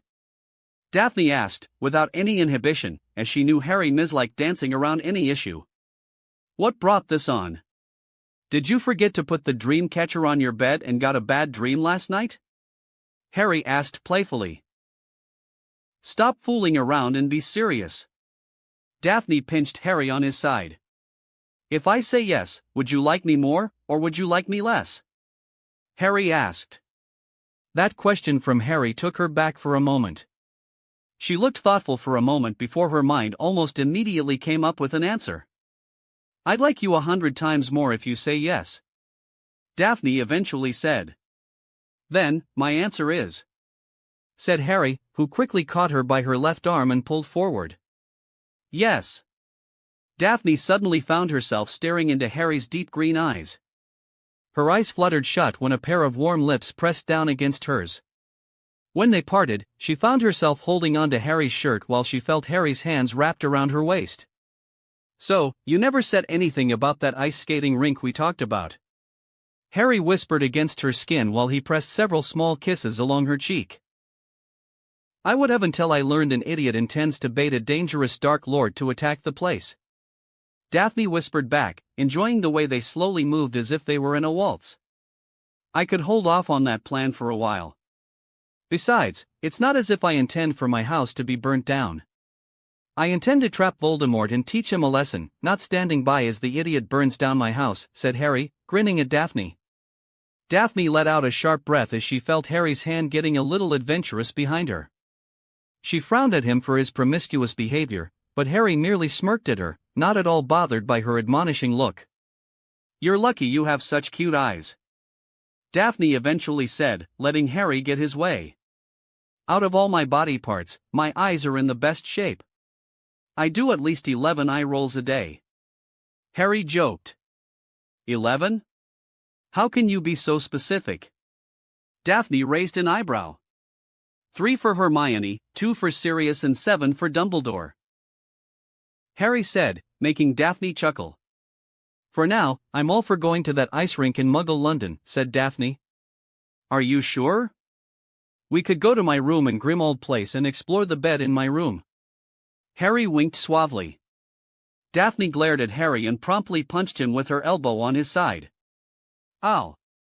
We are going to Muggle London, Harry conceded. The remaining days of the vacation passed quickly for Harry. Most of his days were spent in the company of Daphne, primarily for academic work, as they had to show their final report on the progress they made with their rune project to Professor Babbling. Usually, most of their project-related work was done in Daphne's home, as Sirius House was getting increasingly crowded with Order members, especially the Weasleys, after the Azkaban breakout. In fact, the Ministry had gone bonkers with the Prophet releasing more and more juicy details about the disappearance of a tribe of giants, a burnt mountain and the suspicious presence of dead Death Eaters so close to Muggle settlements. The rumor was that Minister Fudge had holed himself in his office, not talking to anybody, blaming it all on Dumbledore. Harry had to give it to the man. Despite finding a mountain of evidence to show that the Death Eaters were active, Fudge was quite unrelenting in conceding even a fraction to Dumbledore's claims. Harry had thought Fudge might grow a pair of working brain cells after witnessing the mounting evidence, but the minister continued to surprise him with sheer stupidity. The one thing he was curious about was Voldemort's reaction. Unfortunately, Harry could not take a peek into Voldemort's mind without compromising his own mind. He had been employing occlumency against the Dark Lord to keep out any dangerous mind arts from adversely affecting his mind. However, there was one advantage to all the confusion and chaos in the ministry. The Aurors were spread thin throughout the countryside in the hunt for the absconding Dementors and Death Eaters. They were not particularly effective in tracking down anyone, but the optics mattered for the ministry. They wanted to appear doing something before the public. Therefore, the Aurors have been scouring all visible magical settlements like Diagon Alley, Nocturne Alley, Godric's Hollow, Hogsmeade, etc. This left the ministry wide open, and that was when Harry rolled out his next phase of the plan. You know, James would be laughing with glee if he was here. He'd have been so proud of you, Harry. Sirius said with a boyish glee as he watched the last of the charms set up in the Hall of Prophecies. Harry smirked at Sirius. A noseless nuisance like Voldemort deserves to be pranked, said Harry, reaching his hand out to the Weasley twins. Harry, we can't thank you enough for this opportunity, said Fred, who was positively thrumming with happiness. Yes, indeed. You've made this dream possible for us, said George, a tear falling from his eyes. Did you use the faux tear gel again? Harry asked, looking at George, who was crying anime tears. It's been very effective against our mum for some reason. If we had known earlier, we would have made the tear gel years ago, said George. Harry saw the twins exchange a grin and shook his head. Going back to setting up the charms on the shelf containing the prophecy orbs, Harry discreetly hid certain small metal balls inside among the orbs under Notice Me Not charms. All right. That's done. Now, give me the orb, said Harry, holding out his hand for the fake orb the twins and Sirius had made for the occasion. Harry plucked the original prophecy orb from the shelf before replacing it with the fake one. So, this is the little bugger that caused all of your problems, said George, staring at the glass orb with an uncharacteristic intensity. It doesn't look like much, Fred said, looking at the orb unimpressed. That thing ended up being the cause of the beginning of bad luck for Voldemort and me. Harry deadpanned, securing the orb into a moleskin pouch. I'm sure this little guy would be bringing only bad luck for Voldemort alone, said Fred. Harry glanced at the fake orb he had placed in place of the original orb. Let's hope that's the case, Harry muttered. Chapter 78, Meeting the Enemy. It was the first day of the new term, and uncharacteristically, the entire fifth-year Gryffindor students were happy all because they were starting off the term with 2 free periods. Very few knew the 2 free periods were Harry's doing. And those who knew were giving him a thumbs up for his effort, except for Hermione. I can't believe you'd do something like this, Harry. Isn't this going too far? Hermione looked at him with a disappointed stare. All I did was send Umbridge some dolls made by the twins as a gift. Harry raised his hands in surrender. A big box full of dolls, Neville helpfully reminded him. Yes. A big box full of dolls. Umbridge must have been overwhelmed by the fact that she got a gift for the Yule holidays. That's why she is not taking the classes today. She must be so happy in playing with the dolls in her quarters, said Harry, sharing a grin with Neville. Harry was mostly happy with his action because it helped to put a smile on Neville's face. The poor boy had been wroth and gloomy ever since the Lestranges escaped Azkaban. So, putting a smile on Neville's face was an added bonus as far as he was concerned. Still, Hermione frowned at the happily grinning boys inside. I suppose it is funny. Harry and Neville chuckled, seeing Hermione struggling to accept that it was a good prank and perfectly harmless to boot. The only thing that got harmed was Umbridge's ego. Even Hermione, who was a stickler for rules, was chuckling in amusement at the plight of Umbridge. Do you think the Ministry will recall her? Neville asked once their laughter subsided. They should have, but I don't think so. I mean, if they were going to replace her, they would have done so by now. Hermione reasoned. Harry nodded, seeing the soundness in her argument. If Dumbledore really wanted to get rid of her, he could have done so. She is no longer the High Inquisitor, nor is she going to get that much support from the Ministry, with the Death Eaters getting out of Azkaban and the Aurors finding a whole bunch of them near a Muggle town, said Harry. That's true. Maybe it's time to expand the Knights to include members from other houses, Hermione suggested. Is that really necessary? Neville asked, frowning at the bushy-haired girl. We created the Knights not just to oppose Umbridge but also to learn defense against the dark arts, said Hermione. Hermione is right, said Harry, nodding at his friend. The Knights are not just for Gryffindors to fight against the tyranny of Umbridge. When the time comes, I believe the time we share in the sessions for the Knights meeting would come in handy. With all those Death Eaters joining Voldemort, it won't be long before the war starts again. We all will need to learn to defend ourselves against the Death Eaters, said Hermione. She's right, Neville said after taking a moment to think. We'll need to know to defend ourselves and fight against the Death Eaters. The Ministry is not going to be of much use going by what's happening. Harry grunted, discreetly looking at Neville from the corner of his eyes. Harry got the feeling that the increased confidence Neville gained with his magic being properly attuned with a functioning wand was pointing the boy towards a revenge mindset. Not that Harry disapproved.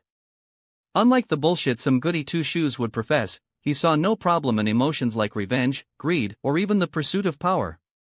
All three were powerful motivators in his view, and he got the feeling Neville was nearly at the precipice of pursuing a higher path. All Neville needed was a small push. You know what? I think I'm going to invite some new members after the Senate approves, of course. And maybe, I think it's time to conduct more proactive sessions that focus not just on defending but also fighting to win against a foe like a seasoned Death Eater, said Harry. Fighting against Death Eaters? Isn't that a little too much? I'm sure it won't come to that, Hermione said, looking troubled by the prospect of conflict of a different scale. Harry laid out. On the contrary, Hermione. I don't intend to let go of the chance of destroying those responsible for the destruction of my family. Whether we like it or not, there is going to be a war. And just like Voldemort destroyed everything I loved, I'll destroy everything he ever loved. I'll destroy his Death Eaters, and I'll turn his stupid ideology on its head, and only then will I destroy him, Harry said, his eyes gaining a cold edge. While Hermione looked a tad uncomfortable, Neville was positively beaming. Let's discuss something else, Hermione hurriedly said, changing the conversation. Tell us more about the date you went with Daphne in London. Did you enjoy the skating rink I suggested? I don't get it. Did Harry take Greengrass on a sledge? Neville asked confusedly. That question launched a long-winded explanation from Hermione about skating and how Muggles have perfected it as a sport and even for dancing. It was a poor attempt at shifting the topic of discussion, but Harry went along with it because his job was done. A seed was planted in Neville, and he got the feeling that Neville might be open to more of his plans going forward. As powerful as he was, he recognized the need for more allies in this battle. After all, Harry's fight did not just lie with Voldemort, but an entrenched system steeped in pureblood supremacy.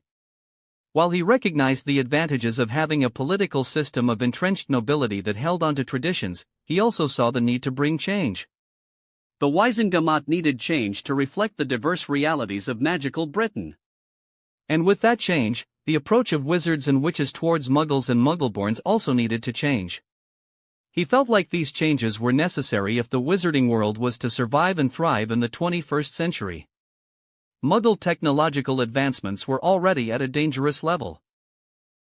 Once smartphones, social media and artificial intelligence take over, the pace of technological outreach and capabilities of the Muggles was going to expand to a whole new level.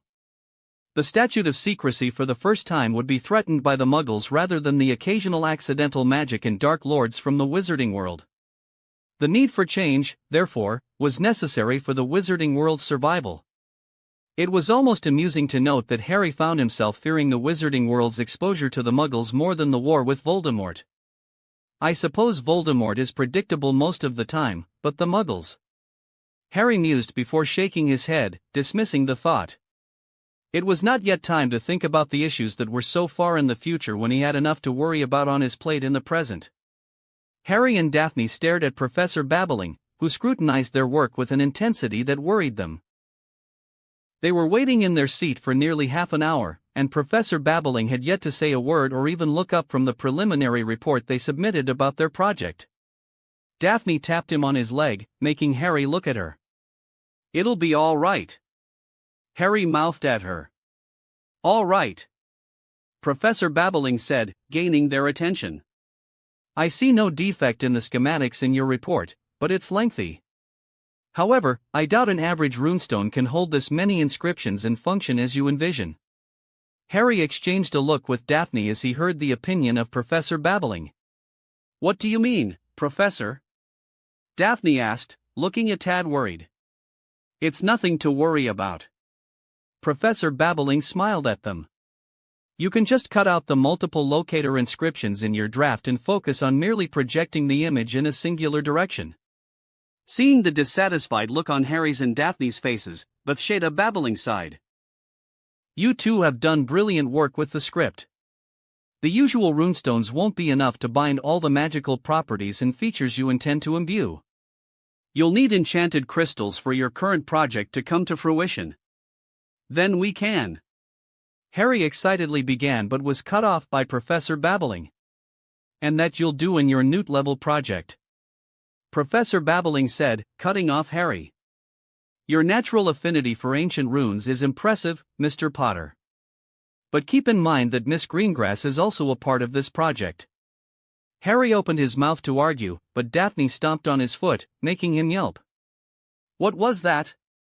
Professor Babbling asked, looking up from the sheets of parchment. "Nothing, Professor," Daphne said, smiling politely. "Well, you two can go.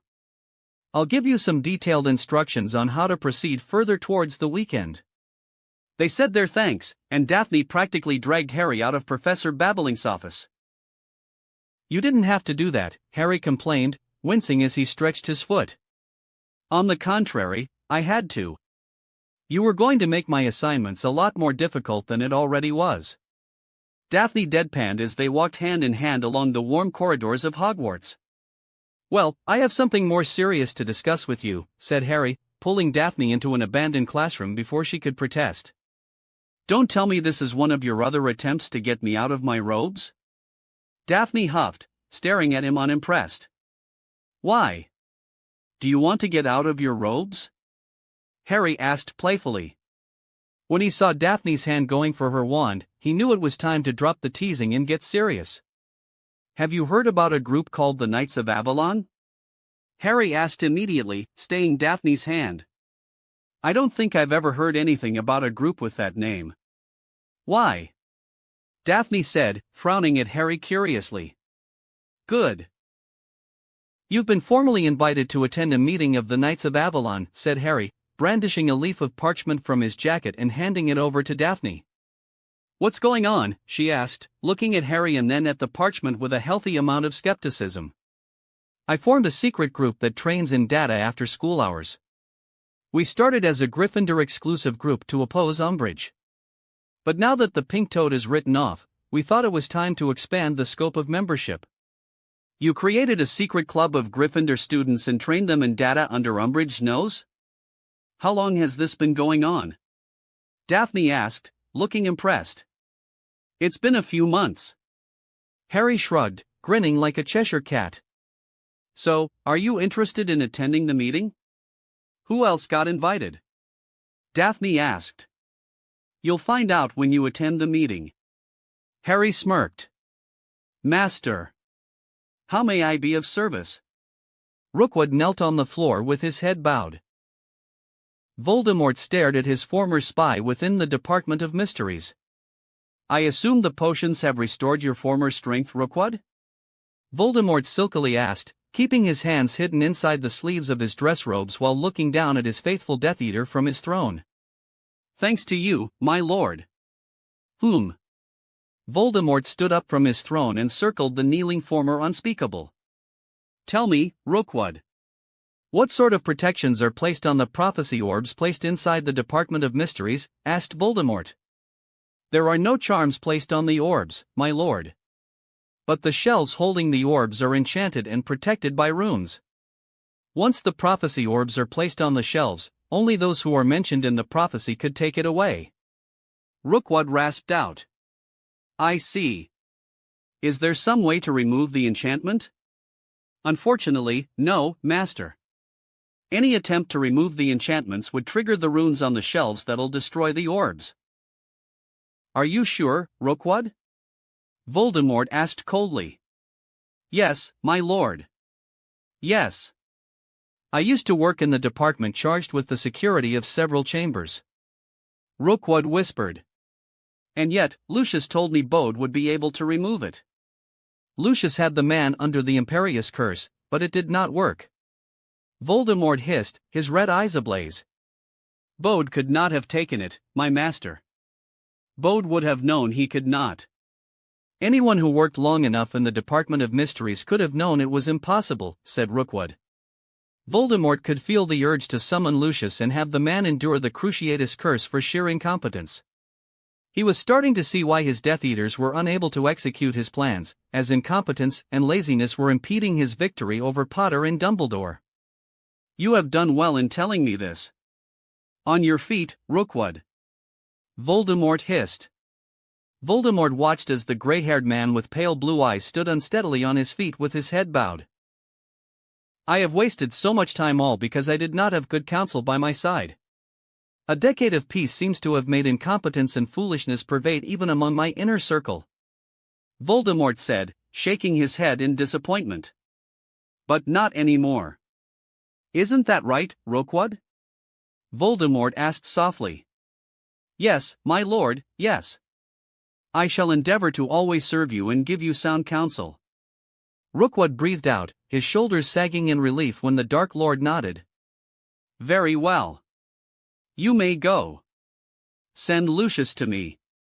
Voldemort hissed, turning his back to Rookwood and sitting back on his throne, becoming thoughtful.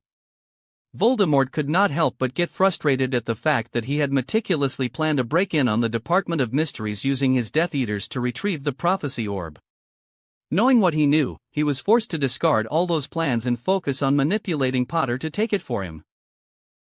Failing that, he'd be forced to take the orb by breaking into the Ministry of Magic personally. He got the feeling he'd have to do the latter as his plan of manipulating Potter was not getting anywhere.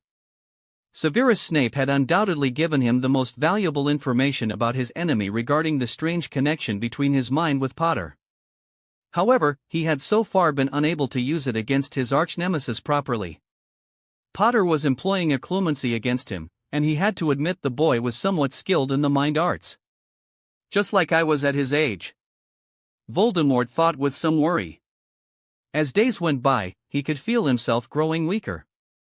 His physical body was falling apart, unable to sustain his full might. The botched ritual Pettigrew conducted continued to haunt him to this day. Despite his fervent efforts to reverse the effects, he had ultimately failed to restore his health. While he was weakening, Voldemort realized Potter was growing in power. His desperation to learn the entire prophecy stemmed from his hope to find a clue to reverse his fortunes. He was hoping there was a clue in the prophecy to defeat Harry Potter for good and increase his power to new heights. My lord? Lucius called from the entrance of the chambers, looking chalk white. Ah, yes. Lucius, come. We have much to discuss, you and I. Much to answer for. Voldemort hissed coldly. My lord. I've been your most faithful sire. Crucio. Lucius Malfoy fell on the floor, screaming his heart out, thrashing about as the torture curse took effect. You sniveling worm. You dare to lie to Lord Voldemort. Voldemort thundered, his red eyes glowing with rage. More screaming followed, making even the Death Eaters standing guard outside the Dark Lord's chambers flinch and quiver in their boots. Thank you all for attending the first meeting of the Knights of Avalon after the Yule holidays. I hope you've all had an enjoyable vacation. Harry smiled at his audience. Now. He clapped his hands, gaining everyone's attention. There are some new faces amongst ourselves from Hufflepuff, Ravenclaw, and Slytherin. For their benefit, I shall explain the reason why this secret club was formed. If this is a secret club, isn't this meeting illegal? Harry searched for the owner of the voice and found it to be Zacharias Smith. Very astute of you, Smith. For all intents and purposes, this meeting is illegal. That's why I made you all sign a secrecy contract before the meeting commenced, said Harry. Now, as I was saying, the Knights were formed as a resistance against Umbridge when she harmed Colin Creevey. And we have dealt a blow that made her tyrannical power over Hogwarts slip away. After his comment, there were whistles and enthusiastic shouts of victory inside the room. Yes, yes. We've achieved our primary goal of keeping Hogwarts safe for us despite our inability to have Umbridge fired from her post. But there is another threat that's coming our way, and I'm here to show this to you before explaining to our newcomers what the Knights is all about. Harry turned his back on his fellow students and removed the veil hiding a special pensieve the Room of Requirement had helpfully provided him for the occasion. Harry carefully extracted the memory from his mind before dumping it into the basin. Visio projectum. Harry muttered under his breath while tapping a rune on the side of the pensieve with his wand. The rune lit up with magical power, and the liquid inside the fluid shone with a brilliant white light. The memory strand he left in the pensieve glowed a bright blue, and in the next moment, the pensieve projected the memory into the air for everyone to see. It was his memory from the graveyard last year, and everyone saw the horrible baby homunculi form of Voldemort. Harry Potter. We meet again. Voldemort rasped, his red eyes staring from the bundle of cotton held by Peter Pettigrew. Harry looked at the audience he had gathered in the room. They were looking at the project memory with fear and disgust, and a few looked like they were ready to bolt out of the room. As the memory ran its course, showing his admittedly provocative conversation with the Dark Lord, he could feel a few incredulous stares coming his way. Harry greeted them with a smile and a shrug. When Voldemort finally regained his physical form, he could hear a slew of sharp intake of breaths from the crowd. The casual way Voldemort aired out his Muggle origins was a real blow to the purebloods and the Muggleborns in the audience. At the pace it was going, Harry feared some of the students would be leaving with permanent bulging eyes if this kept up. He saw the Creevey brothers hugging each other as Voldemort subjected Avery to the torture curse. Harry even heard someone let out a choked sob at the pitiful pain screams Avery let out as the torture curse took its toll. In Harry's observation, the Slytherins invited for the meeting were the most affected by the treatment of Death Eaters at the hands of the Dark Lord, and the Dark Lord's own admission that he was far from a pure-blood or blood purist he painted himself before the public. Most of the upperclassmen Slytherins were openly scowling at the memory as the Death Eaters behaved like house elves before the Dark Lord. The memory finally came to an end with his attack on the Dark Lord. Here is my welcoming gift. Batio Inflammata. The memory projection cut off after showing Voldemort getting blasted away by his spell. The light in the pensieve dimmed when Harry vanished from the memory inside the pensieve. Dear friends. It's not just our school that's in danger. It's our whole world. The Dark Lord Voldemort. Harry rolled his eyes when almost everyone flinched at the name. Is back. And with him, the Second Wizarding War will start. In fact, the war has already begun. The flabbergasted and fearful looks in the eyes of the Hogwarts students were quite the natural reaction he was expecting. Now, you know what exactly happened last year during the third task. Any questions? Stunned silence was what greeted Harry. I think I just broke a few of them. Harry thought. Chapter 79, A Lion's Roar. Look at Angelina Johnson go. She veers off to the right, dodging a bludger from Eric Hilton, and punches the quaffle past the Ravenclaw keeper into the ring. Angelina scores. The stands roared in approval as Angelina punched her first in the air, celebrating the goal. Gryffindor leads with 70-20. Jordan announced excitedly. Just 3 more goals to go, then you're up, Harry, said Angelina as she hovered near him on her broom. I got it covered, Captain, said Harry, giving her a small salute. Angelina rolled her eyes, aligning her broom to focus better on the Ravenclaw team as their chasers took possession of the quaffle and went on the attack. Just keep chowing away from the snitch. "We need the extra points to make sure Hufflepuff is not going to snatch the cup away at the last moment," said Angelina before speeding away on her broom. Harry pulled his broom going straight up, keeping himself far away from the space of chasers and beaters. Unlike a game with Slytherin, he didn't have to worry about the beaters taking potshots at him so long as he was not making a move on the quaffle or the snitch. The Ravens played a fair game without committing fouls. Or at least, they tried to. Occasional fouls happen, but they were rare when the Ravens played the game. Harry waved cheekily at Cho once he came level with the Ravenclaw seeker. To the credit of Cho Chang, her focus never wavered, and she kept her eyes out for the elusive snitch. However, Harry was pretty confident he saw Cho roll her eyes at him. Pulling himself further up, Harry searched for the tiny glint of gold hiding somewhere on the Quidditch grounds. Taking a deep breath, Harry closed his eyes and focused on gathering magic into his body. Ever so slowly, he managed to cover his body with a thin layer of magical energy and a protective shield. His intention was not to use his power to create a shield that'd somehow repel any physical attacks. Instead, it was one of the tricks he learned from the book Paranel Flammel gave him to increase his sensory talent. The trick was to create a barrier of magical energy that'd slowly be released as tendrils or wave patterns. Using the wave pattern usually yielded better results, but Harry was not in a war zone. He only needed to find a measly golden ball. Therefore, Harry chose to spread his magic out as tendrils. Harry opened his eyes and started spreading a web of magical energy around him.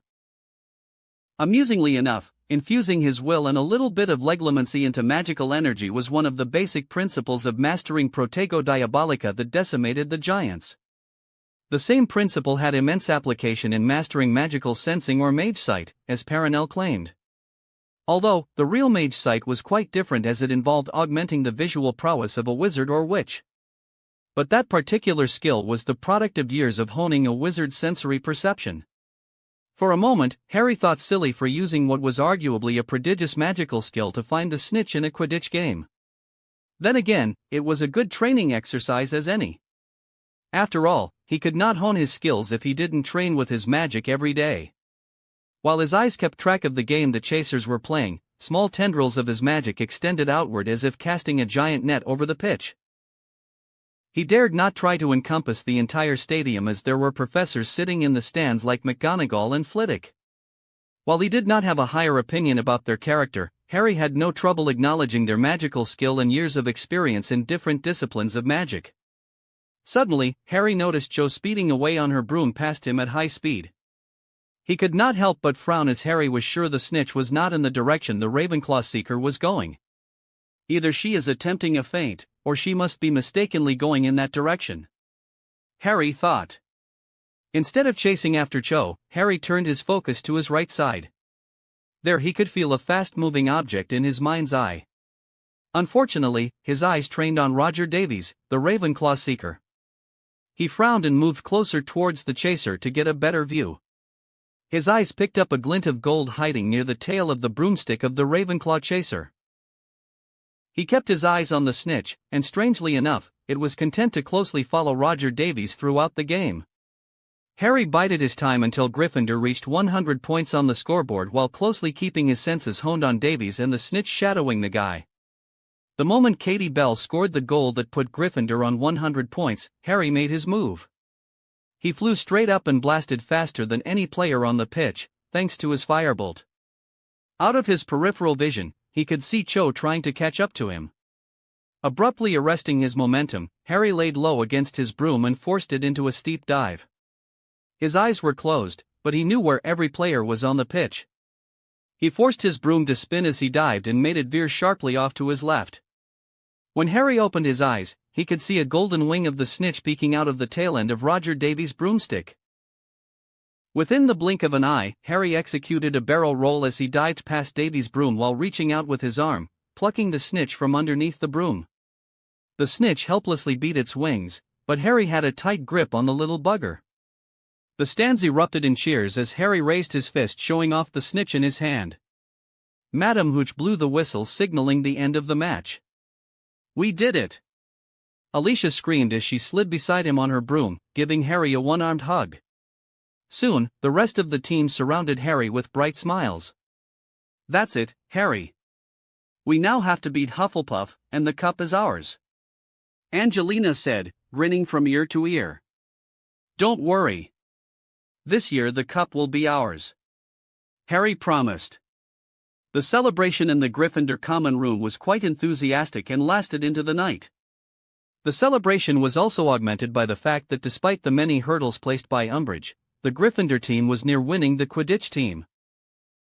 Their team was already 80 points ahead of Hufflepuff in the run for the cup. Since Hufflepuff had only one game, and that was against them, Diggory would have to catch the snitch from the beginning. There was the Slytherin-Ravenclaw match, but he doubted that match would produce any radical changes to the points as it stands. After all, Slytherin was in the last position with the lowest points, and Ravenclaw was not doing much better with their recent loss. It was pretty much confirmed that the Hufflepuff-Gryffindor match would settle the Quidditch Cup for this year. Someone tapped his shoulder, and when Harry turned around, he found Neville. It's time. Neville mouthed. Harry nodded and quietly sneaked out of the Gryffindor Tower with Neville and Hermione in tow. With the aid of Dobby, they quickly arrived at their destination, and Harry wasted no time in setting up the room of requirement. The secret passageways were immediately created from the room towards 3 different parts of the castle. Once the passages were formed, Harry immediately sent the messages for the meeting to select medallions connected through the Protean charm. Within 5 minutes, all the new recruits from Hufflepuff, Ravenclaw and Slytherin were assembled inside the room with the entrances fading away. Hey, Harry. Good game, said Cho Chang, standing close to Cedric Diggory. We had a good game. It was fun. Harry replied, smiling at the Ravenclaw seeker. He was happy to see Cho Chang was quite happily holding hands with Cedric Diggory. Harry considered saving Diggory from an untimely death as one of his best achievements of last year. Hey, you. I thought there would be no meeting because of the celebrations in your tower, said Tracy, waving at Harry standing beside Daphne. Hi, Tracy. This is more important, said Harry, walking closer to the Slytherin group and giving a small peck on Daphne's cheek despite her glare. A few teasing whistles came from the gathered crowd, but Harry paid it no mind. Although, he was pretty sure he was going to get an earful from Daphne for his overt public affections. Don't worry, Daphne. Harry is under the influence of Raxperts. Luna said dreamily. There was a brief moment of silence before suppressed snickers could be heard in the room. Harry stared at Luna as if she had betrayed him. Raxperts? Tracy asked, with an amused glint in her eyes. Tell me, Lovegood. What has these Raxperts done to Harry? Raxperts are invisible creatures that love to float through your ears and make your mind go fuzzy. Luna said, looking rather happy she could share what was ailing Harry. You hear that, Harry? You're having a Raxpert problem. Tracy giggled. Very funny. Harry deadpanned before turning away from Luna and Tracy to address the gathered students without wasting time. Thank you all for promptly coming. So, let's start with the shield charm today. 6th years and 7th years are encouraged to do it silently, said Harry, splitting the gathered students into 2 member groups. Hermione and Neville were assigned to keep an eye on the 5th, 4th, and 3rd years, while Harry focused on the 6th and 7th years. Dolores Umbridge was going through a tough time in Hogwarts and at the Ministry. She was ostracized and alone in the Ministry, with the Minister ordering a detailed probe into her every action since she stepped inside the hallowed halls of Hogwarts. She knew what Minister Fudge was doing. The man was saving face while giving her a last opportunity to turn the situation around by coming up with something substantial to change their fortunes. But she knew whatever advantage she could summon by unearthing any of Dumbledore's crimes would be useless as far as she was concerned. After everything that happened, the minister could ill afford to keep her as his undersecretary. The Aurors, under orders of Amelia Bones, had ransacked her office and captured several blood quills. Among the captured quills, the one she used on the little mud-blood boy was recovered. Some of her informants in the DMLE informed her of this fact. No doubt, Madame Bones also knew she knew, and yet the woman was perfectly content on sitting on the evidence of her supposed misdeeds. Dolores knew Madame Bones was a political creature through and through. The woman was keeping the investigation under her watchful eyes and keeping everything she learned in reserve to use it against her should Dolores ever try to reclaim her rightful place in the ministry. I don't begrudge that, as that's what I would have done in Amelia's place. Dolores thought. She could live with being bested by a skilled and respected pure-blood woman like Amelia Bones, who rose to lead the DMLE through hard work. However, she could not stand to allow an arrogant, entitled brat like Potter to get away with destroying her life and political ambitions. The half-blood Potter brat was a danger to the ministry. She knew it, and anyone with eyes could see it. It was unfortunate that Minister Fudge was so blinded by the threat of Dumbledore to see the rising threat of Potter. Again, she could understand what poor Cornelius was under.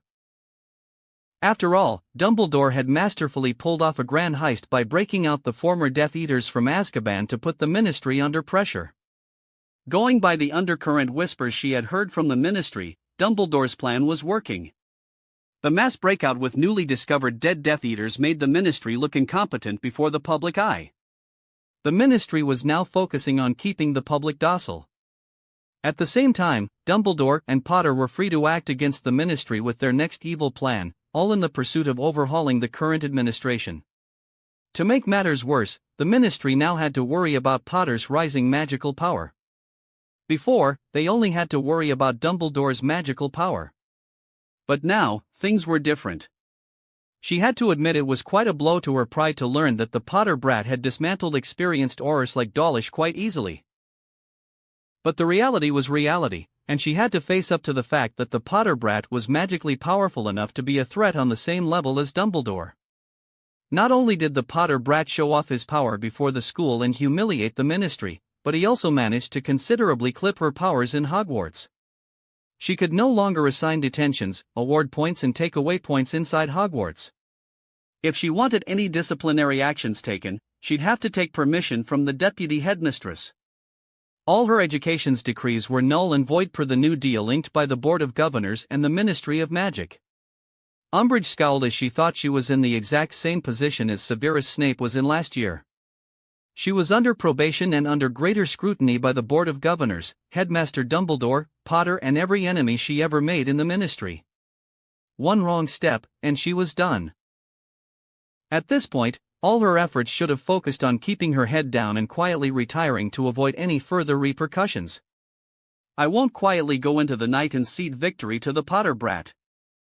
I'll have the boy dealt with even at the cost of my life and career. Dolores promised in her mind. Her only ally in Hogwarts was the squib caretaker Filch.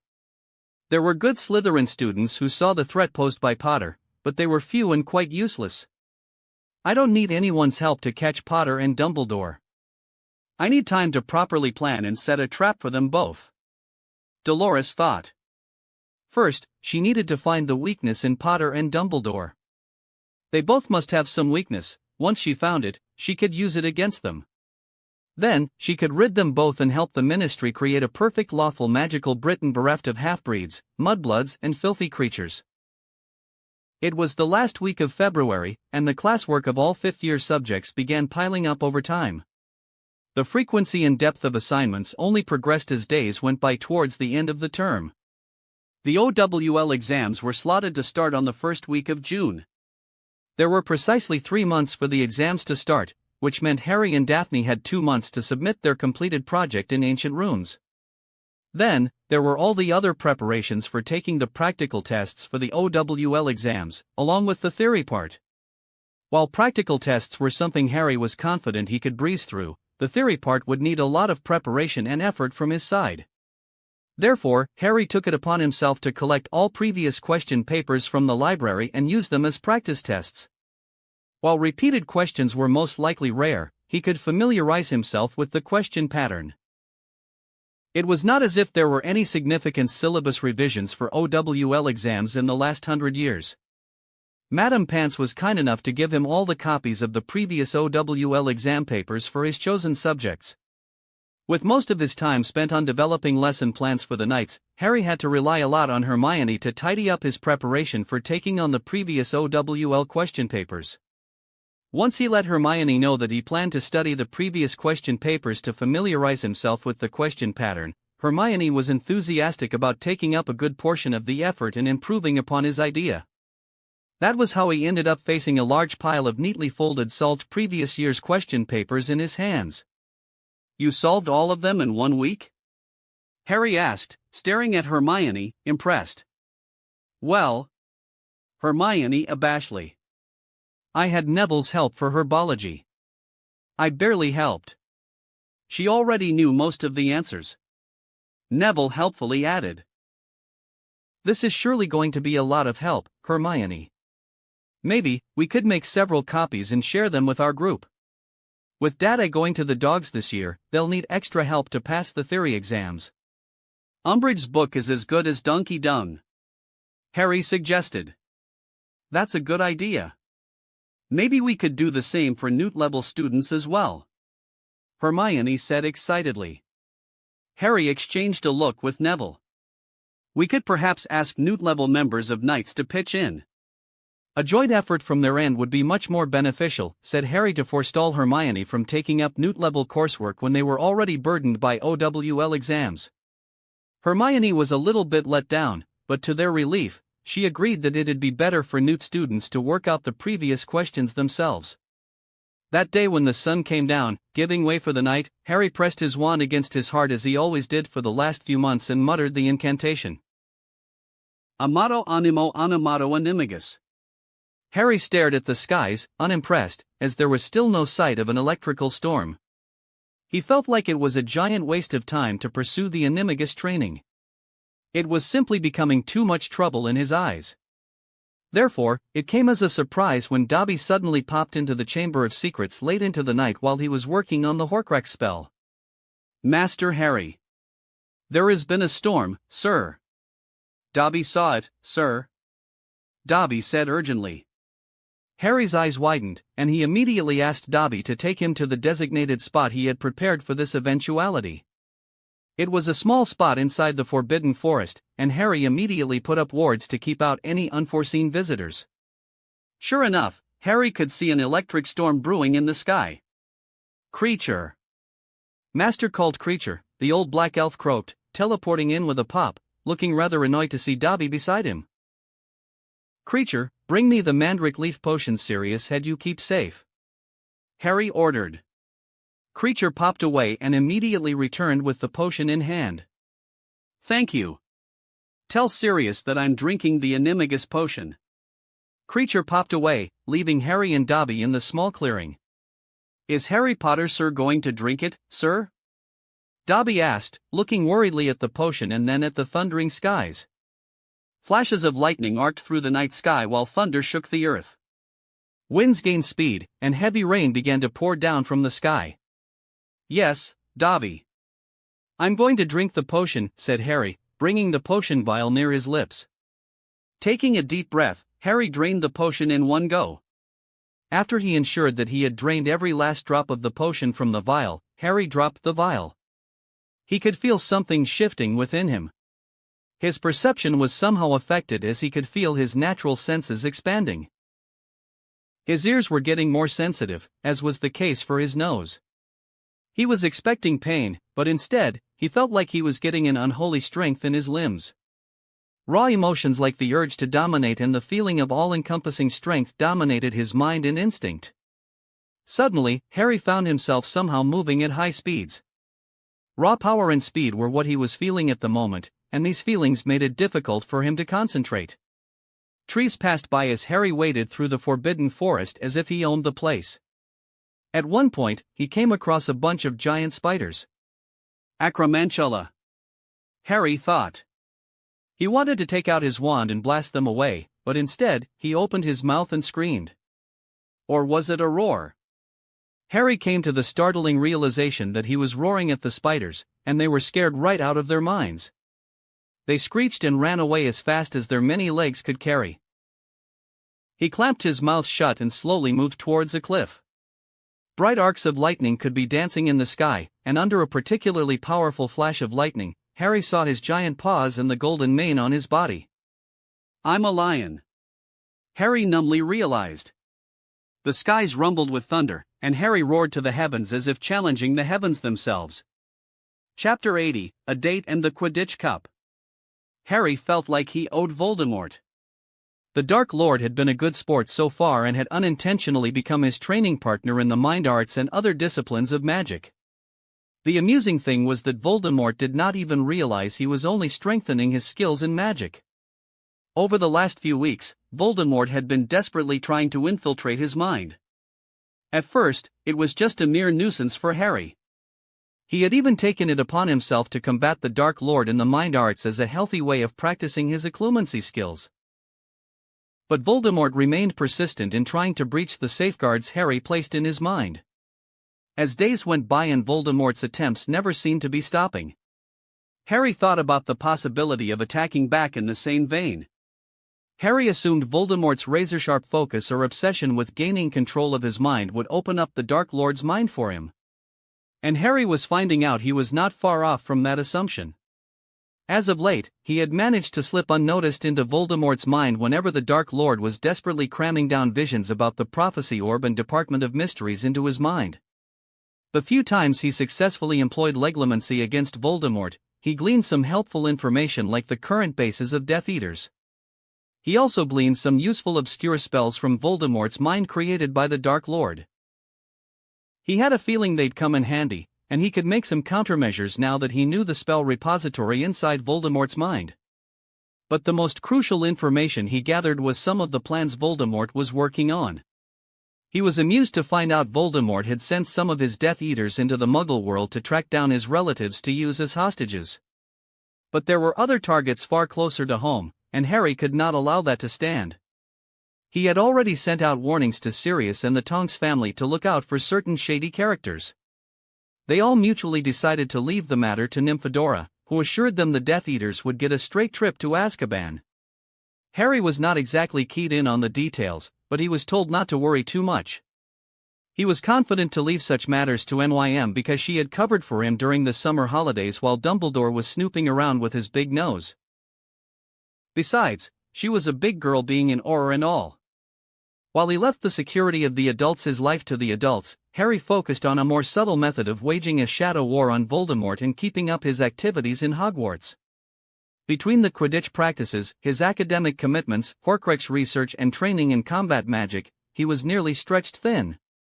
At times like these, he felt immensely thankful for the Hogsmeade visits. "What are you thinking?" Daphne asked, elbowing him on his ribs. "Ow. You're getting abusive these days," Harry complained, rubbing his side while balefully staring at Daphne. Daphne, however, remained unimpressed with his attempts at faux intimidation. "I know that look. You're planning something in that crooked mind of yours," Daphne accused, her blue eyes gaining a sharp glint while Harry raised an eyebrow. "Out with it. I was thinking of ways to get you out of those robes," Harry whispered. "Oh, really?" Daphne rolled her eyes. "Tell me, what great plans have you come up with this time?" "You'll see." Harry winked, throwing his arm around Daphne's shoulder as they walked through the busy streets of Hogsmeade on a date. As usual, their first stop was Honeyduke's. Daphne, being a chocolate maniac, could not breathe without replenishing her stock of chocolates. Seeing the obsession of Daphne and most witches and wizards for chocolates, Harry was thinking of starting a chocolate-based business. He was not exactly looking to produce new chocolate bars, but something modeled after Starbucks. It'd be a challenge to make the Brits drink anything but tea, but as an ardent coffee enthusiast, he hoped he could save the wizarding world from the demonic grip of the evil tea. Maybe he could somehow spin hot chocolate and coffee as proper wizarding beverages. While he was not confident in the success of coffee, he was pretty much assured of hot chocolate gaining popularity if there were more chocolate-addicted witches like Daphne around. After raiding Honeyduke's for all kinds of flavors across its many shelves, they were out of the shop. Harry stared at the hairdressing salon across the street from Honeyduke's thoughtfully.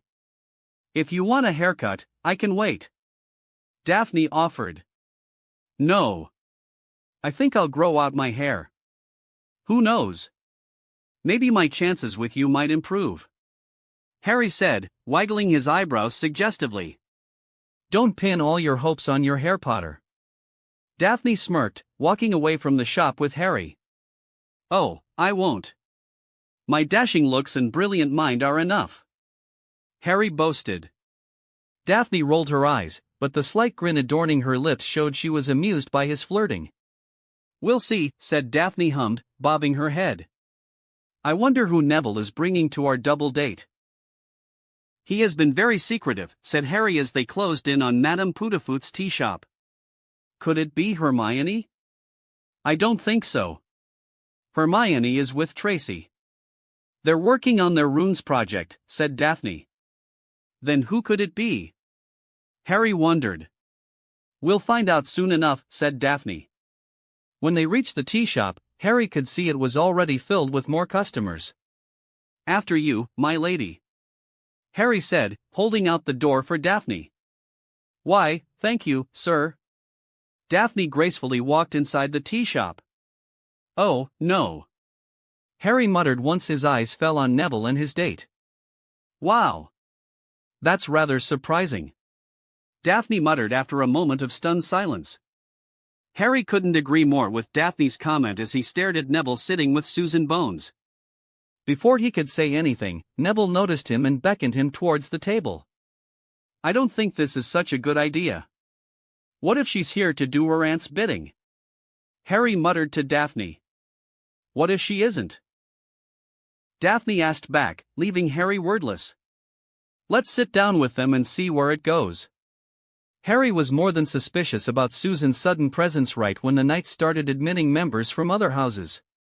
He had shot down the idea of bringing Susan Bones into the Knights because of her aunt. He didn't want to give any ammunition to Amelia Bones despite the safety of magical contracts enforcing binding secrecy with penalties on the signatories. However, Harry gave heed to Daphne's advice and, against his better judgment, joined Neville and Susan at the table with Daphne by his side. "Hey, Harry," Susan greeted him.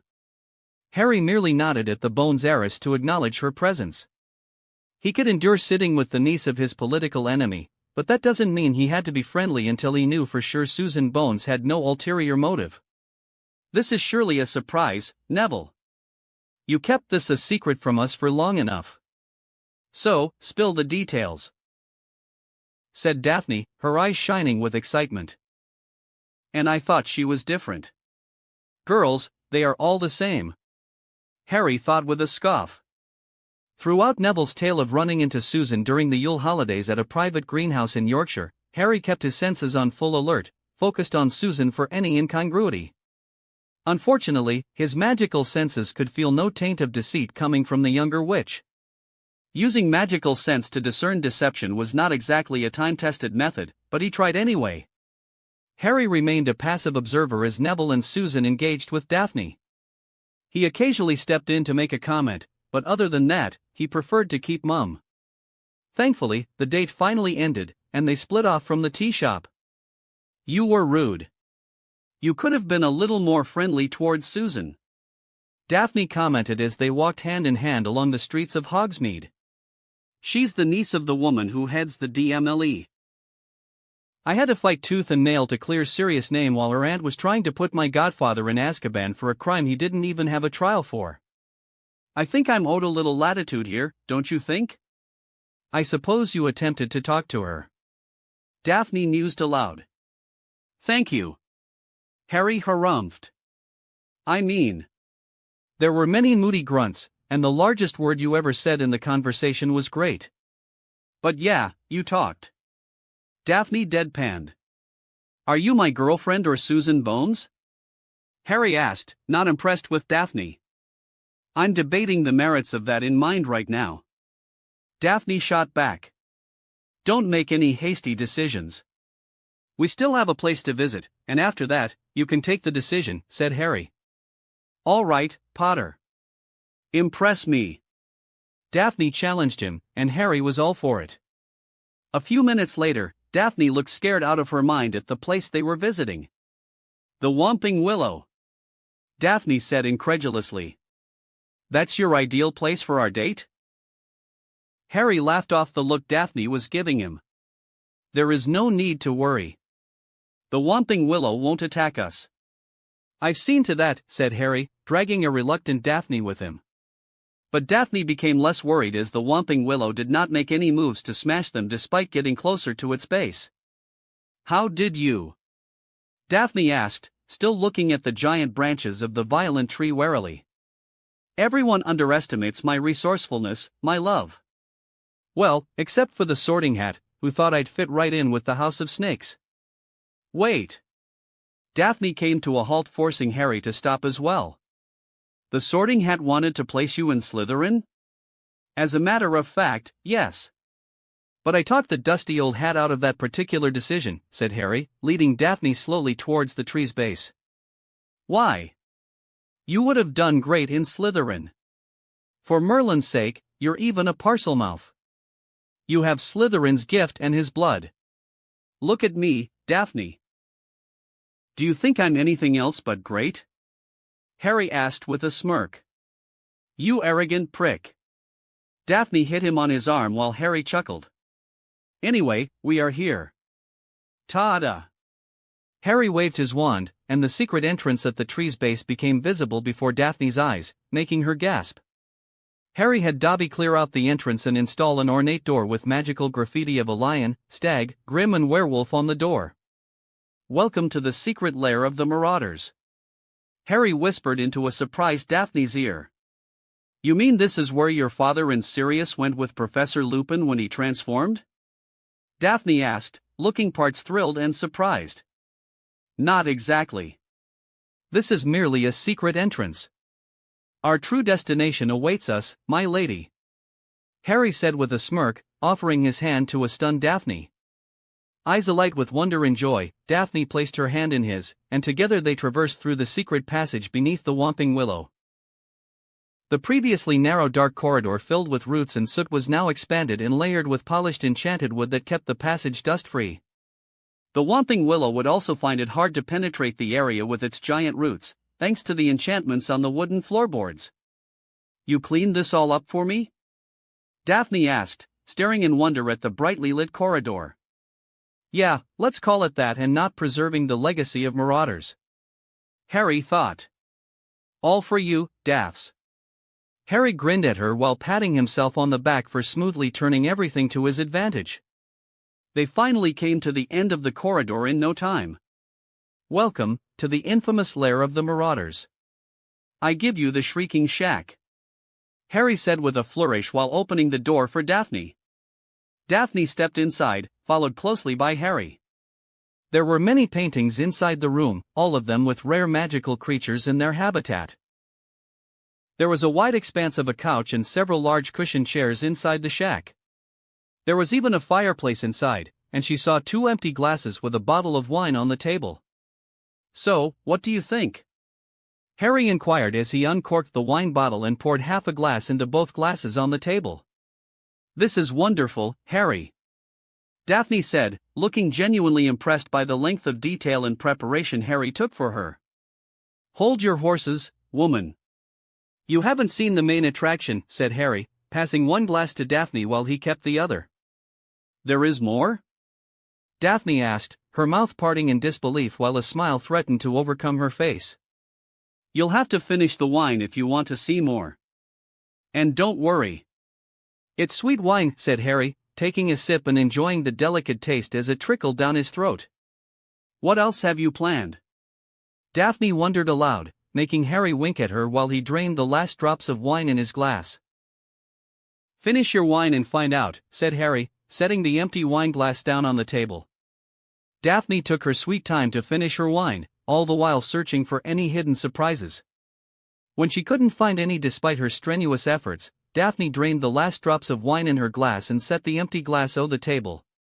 "Okay. Show me," Daphne said, finally admitting defeat as she could not find anything. Harry smirked before rapidly shifting his form. In the blink of an eye, an enormous lion was standing before Daphne.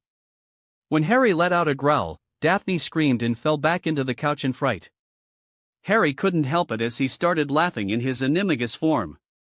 The sounds that came from his lion mouth were indeed strange, but he couldn't contain his laughter seeing the look on Daphne's face. How?" Daphne spluttered as she came face to face with a giant lion whose eyes were a familiar shade of bright emeralds. It took her a moment to realize Harry had changed into a lion without his wand. "This is not a self-transfiguration," Daphne said tentatively, and the lion nodded, making her take a mouthful of air to fill her lungs. "You're an animagus," Daphne exclaimed, looking mighty impressed. Harry moved forward, startling Daphne, but he merely nuzzled against her with his head. It took Daphne a moment to overcome the surreal experience of a giant lion nuzzling against her hand. Once she recovered, she took off her robes and adjusted herself on the couch so that Harry could lie his head on her lap. "Well, aren't you cute, lil' cat?" Daphne cooed, scratching Harry's chin while her hands threaded through his golden mane. Harry let out a growl in offense, making Daphne jump in her seat. "Oh, all right. You are a mean mighty lion." Daphne rolled her eyes. Harry leaned in more so that he was nudging her abdomen and climbing. "Bad lion." Daphne slapped his nose and pinched his ear, making him whine. "Master Harry. Miss Daffy." Harry and Daphne looked to the owner of the sound, who turned out to be Dobby, with a camera in hand. "Smile," said Dobby. Daphne laughed, threw her arms around Harry in his animagus form, and made different poses while Dobby took many photos of them together. In the end, Harry only got a Pyrrhic victory of sorts. As he promised, Harry made Daphne drop her robes. Unfortunately, Daphne was not willing to drop the dress she was wearing underneath the robes despite his best efforts. The classes continued in earnest while OWL and Newt students focused more and more on their exams. Despite the exams on the horizon, the attractive activities in Hogwarts did not suffer a bit. The Weasley twins continued to terrorize Hogwarts with their new prank products. Peeves wasted no opportunity to surprise students in the hallways. Even Harry was a victim of a water balloon by Peeves that turned his hair neon green for a whole day. Voldemort's desperation and obsession with the prophecy also worked wonders for Harry. The Dark Lord's arrogance, magical weakness, and thanks to the botched-up ritual made it possible for Harry to weaponize their connection in ways he had never dreamed. This left Harry quite pleased, but every day he was carefully building up a niche trap for the Dark Lord. He was waiting for Voldemort to become desperate enough to make an even greater mistake for the final blow. Even Quidditch practice was going quite well despite Angelina's worries. To take the pressure from the Gryffindor captain's shoulders, the Slytherin-Ravenclaw match ended in favor of Ravenclaw, but their points were not enough to be a threat.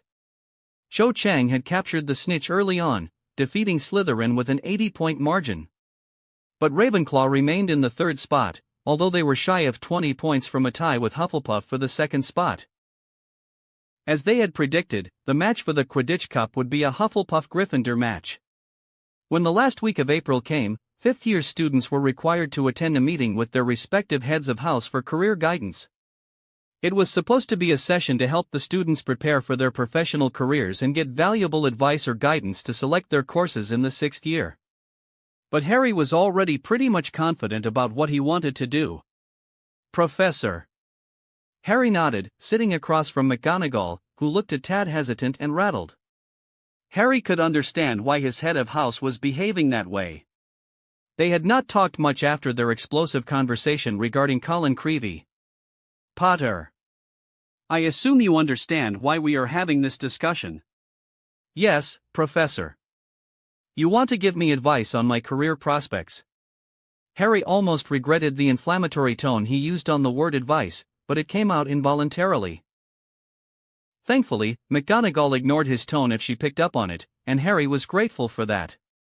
"So, what sort of career do you want to pursue, Mr. Potter?" asked McGonagall, taking a quill into her hand, ready to scribble something down on parchment. "My temperament leaves me disposition to challenge any authority exerted over me. So, I need a profession where I can grow and be a decision-maker. Therefore, I believe I'll be pursuing my own business. Should the climate and time be conducive enough, I believe I'll also be pursuing the post of Minister of Magic," Harry said confidently, leaving McGonagall to stare at him with a dropped mouth. McGonagall cleared her throat and regained her composure. "That's an ambitious goal." "I know." Harry shrugged. "There are other options before you. Your father chose to join the Aurors. You could also pursue a career in Quidditch." You are more than skilled enough to play the league games, and perhaps you could end up playing for the national team. McGonagall suggested. My father might have preferred to sit far away from the table and unquestioningly take orders. I don't. As for Quidditch, it's a sport that I enjoy in school. I don't prefer doing it my whole life.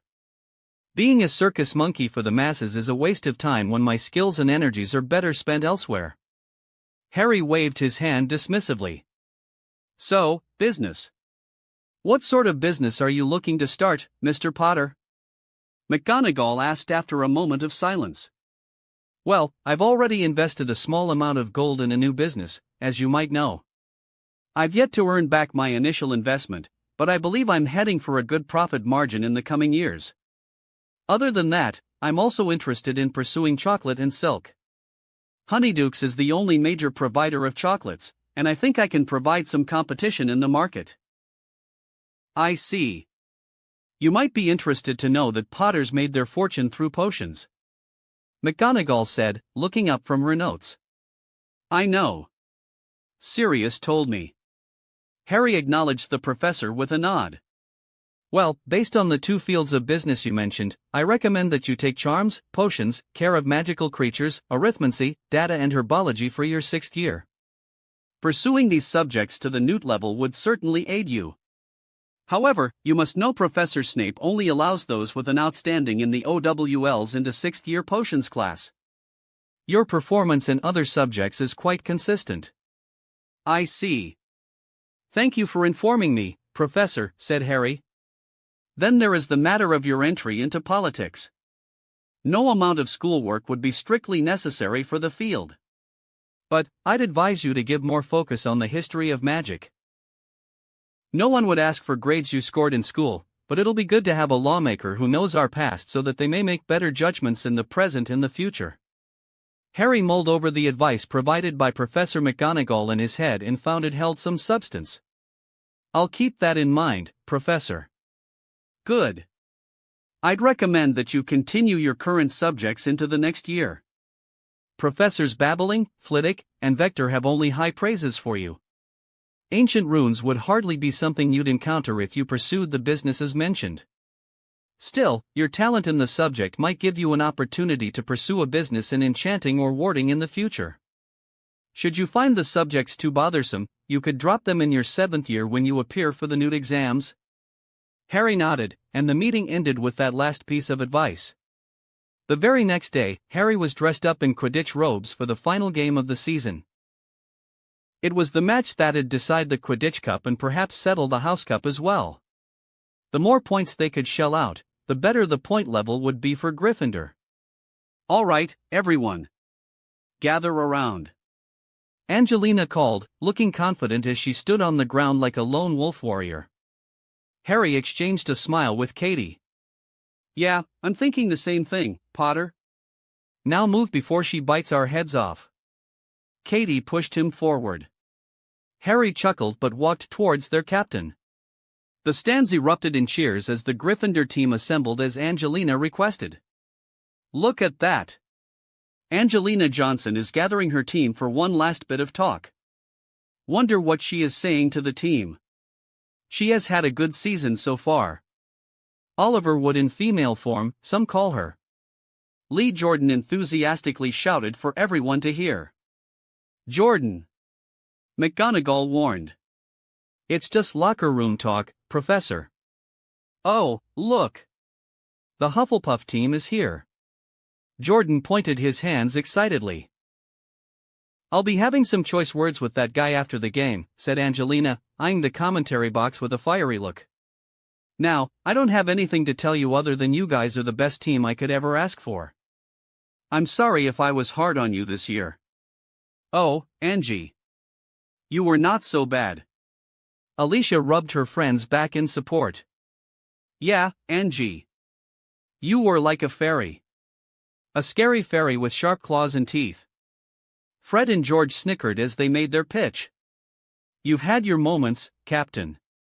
But we wouldn't have it any other way. Harry said, giving a thumbs up to Angelina. Harry's right. Look at me. You made me what I am, said Ron. Hey, Angie. You're the best. Katie gave a hug to Angelina, who looked like she was about to cry. All right, then. It's time to put our names on that Quidditch cup. Harry, you ready to settle that score with Diggory? Way ahead of ya on that front. He won't know what hit him, Captain. Harry gave a salute to Angelina. Good. Harry, you don't have to play interference. Focus on the snitch. The moment you see it, you catch it. We have the advantage in points, and I don't want to take any risks. End the game as fast as possible. Fred and Gurge, keep the bludgers away from us. Ron, make Hufflepuff chasers cry. Angelina finished her fiery pep talk. The players are now taking their brooms and setting themselves into formations. Hufflepuff and Gryffindor chasers look to take up positions favorable for attack backed up by their beaters. It looks like Cedric Diggory is opting to lend his hand to his chasers, or maybe not. Never know what Diggory would do, but Harry Potter looks like he is hanging out with Ron Weasley near the hoops. Not sure what they're talking about, but I hope it's some last-minute strategy. Lee Jordan commented. Madam Hooch blew the whistle, and the game started off with Fred taking a beating down the bludger against the quaffle, settling the ball safely into Angelina's safe hands. Look at Angelina Johnson go, she's a pro in evasion tactics. Lee Jordan claimed from the commentary box. Sure enough, Harry could see Angelina making a beeline for the Hufflepuff keeper with the quaffle while Fred and George kept the bludgers away from her path. Angelina veered off to the right, forcing Hufflepuff keeper Eddie Greer to mimic her. Unfortunately for Greer, Angelina threw the quaffle behind her straight into Katie's hands. The Gryffindor stands erupted with cheers as Katie Bell punched the quaffle through the hoop with precision. Lee Jordan was praising Angelina for executing a perfect and timely reverse pass. Harry meanwhile blocked out the game and went straight down to the ground. He could feel Cedric trailing behind him. Harry picked up the speed as he started a classic spiral dive, one of the maneuvers used by seekers to catch the snitch in a dive quickly. Look at Harry Potter. He is executing a spiral dive to clinch the snitch. Cedric Diggory is right behind his tail. Lee Jordan shouted off from the commentary box. Harry made sure to increase his speed slightly, and when he was sure Cedric had fallen right behind him, Harry reached out with his hand as if to catch the snitch. Harry Potter is reaching out with his hand. Does he have the snitch? Lee shouted impatiently. Harry smiled as he could feel Cedric commit fully to the dive and force his broom to full speed. With one hand on the broom, Harry pulled out of the dive at the last second. Before the eyes of every student at Hogwarts, he performed a Wronski feint. Would you look at that? Harry Potter has executed a Wronski feint. But Diggory has managed to stave off the worst by somehow managing to arrest his speed. Still, the Hufflepuff captain looks to have sustained some injury to his leg. A good piece of flying on display by the two seekers. Harry turned out what Lee Jordan was saying and focused on the snitch. He blasted off towards the stands, and sure enough, his senses were not failing him. The snitch was hiding right on top of a flagpole. He urged the firebolt to go faster and tried to snatch the immobile snitch, but it flew away at the last second. Harry didn't let up on the chase as he quickly maneuvered his broom after the fleeing snitch. He had to dive underneath Zacharias Smith, who was trying desperately to snatch the quaffle from Alicia. Harry's arrival spooked Smith into giving Alicia to pass the quaffle to Angelina, who scored another goal for Gryffindor. The screams and shouts from the stands blasted into his ears, but Harry's eyes were on the snitch. The snitch suddenly came to a halt and dived, forcing Harry to do the same. The snitch came level with the ground, just a few inches above the grass, and flew parallel to the floor.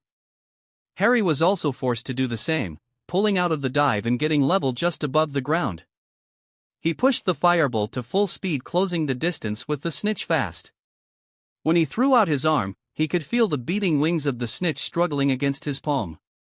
"I caught you, you troublemaker," Harry whispered while looking at the snitch, which stopped beating its wings, accepting defeat.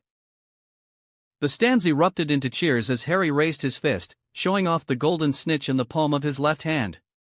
He'd done it. Potter has done it. He has got the snitch. Gryffindor wins the match 180-20. Gryffindor wins the Quidditch Cup. Lee Jordan happily exclaimed, jumping out of his seat and hugging Professor McGonagall. Harry flew straight towards Angelina and presented her with the snitch. "I told you we'd win." "Yes, you did, Harry." Angelina smiled and hugged him as the team converged around their captain. "We won!" Angelina cried. "It was my last game, and we won." The group hug lasted quite a while, and Harry had to say it was nice to be on the winning team. That wraps up this part of What If Transmigrated as Harry Potter. Thanks so much for listening. As always, new parts drop every 4 days, so be sure to stay tuned. If you enjoyed the video, don't forget to like, subscribe, share it with your friends, and please consider supporting the original author as well. See you in the next one.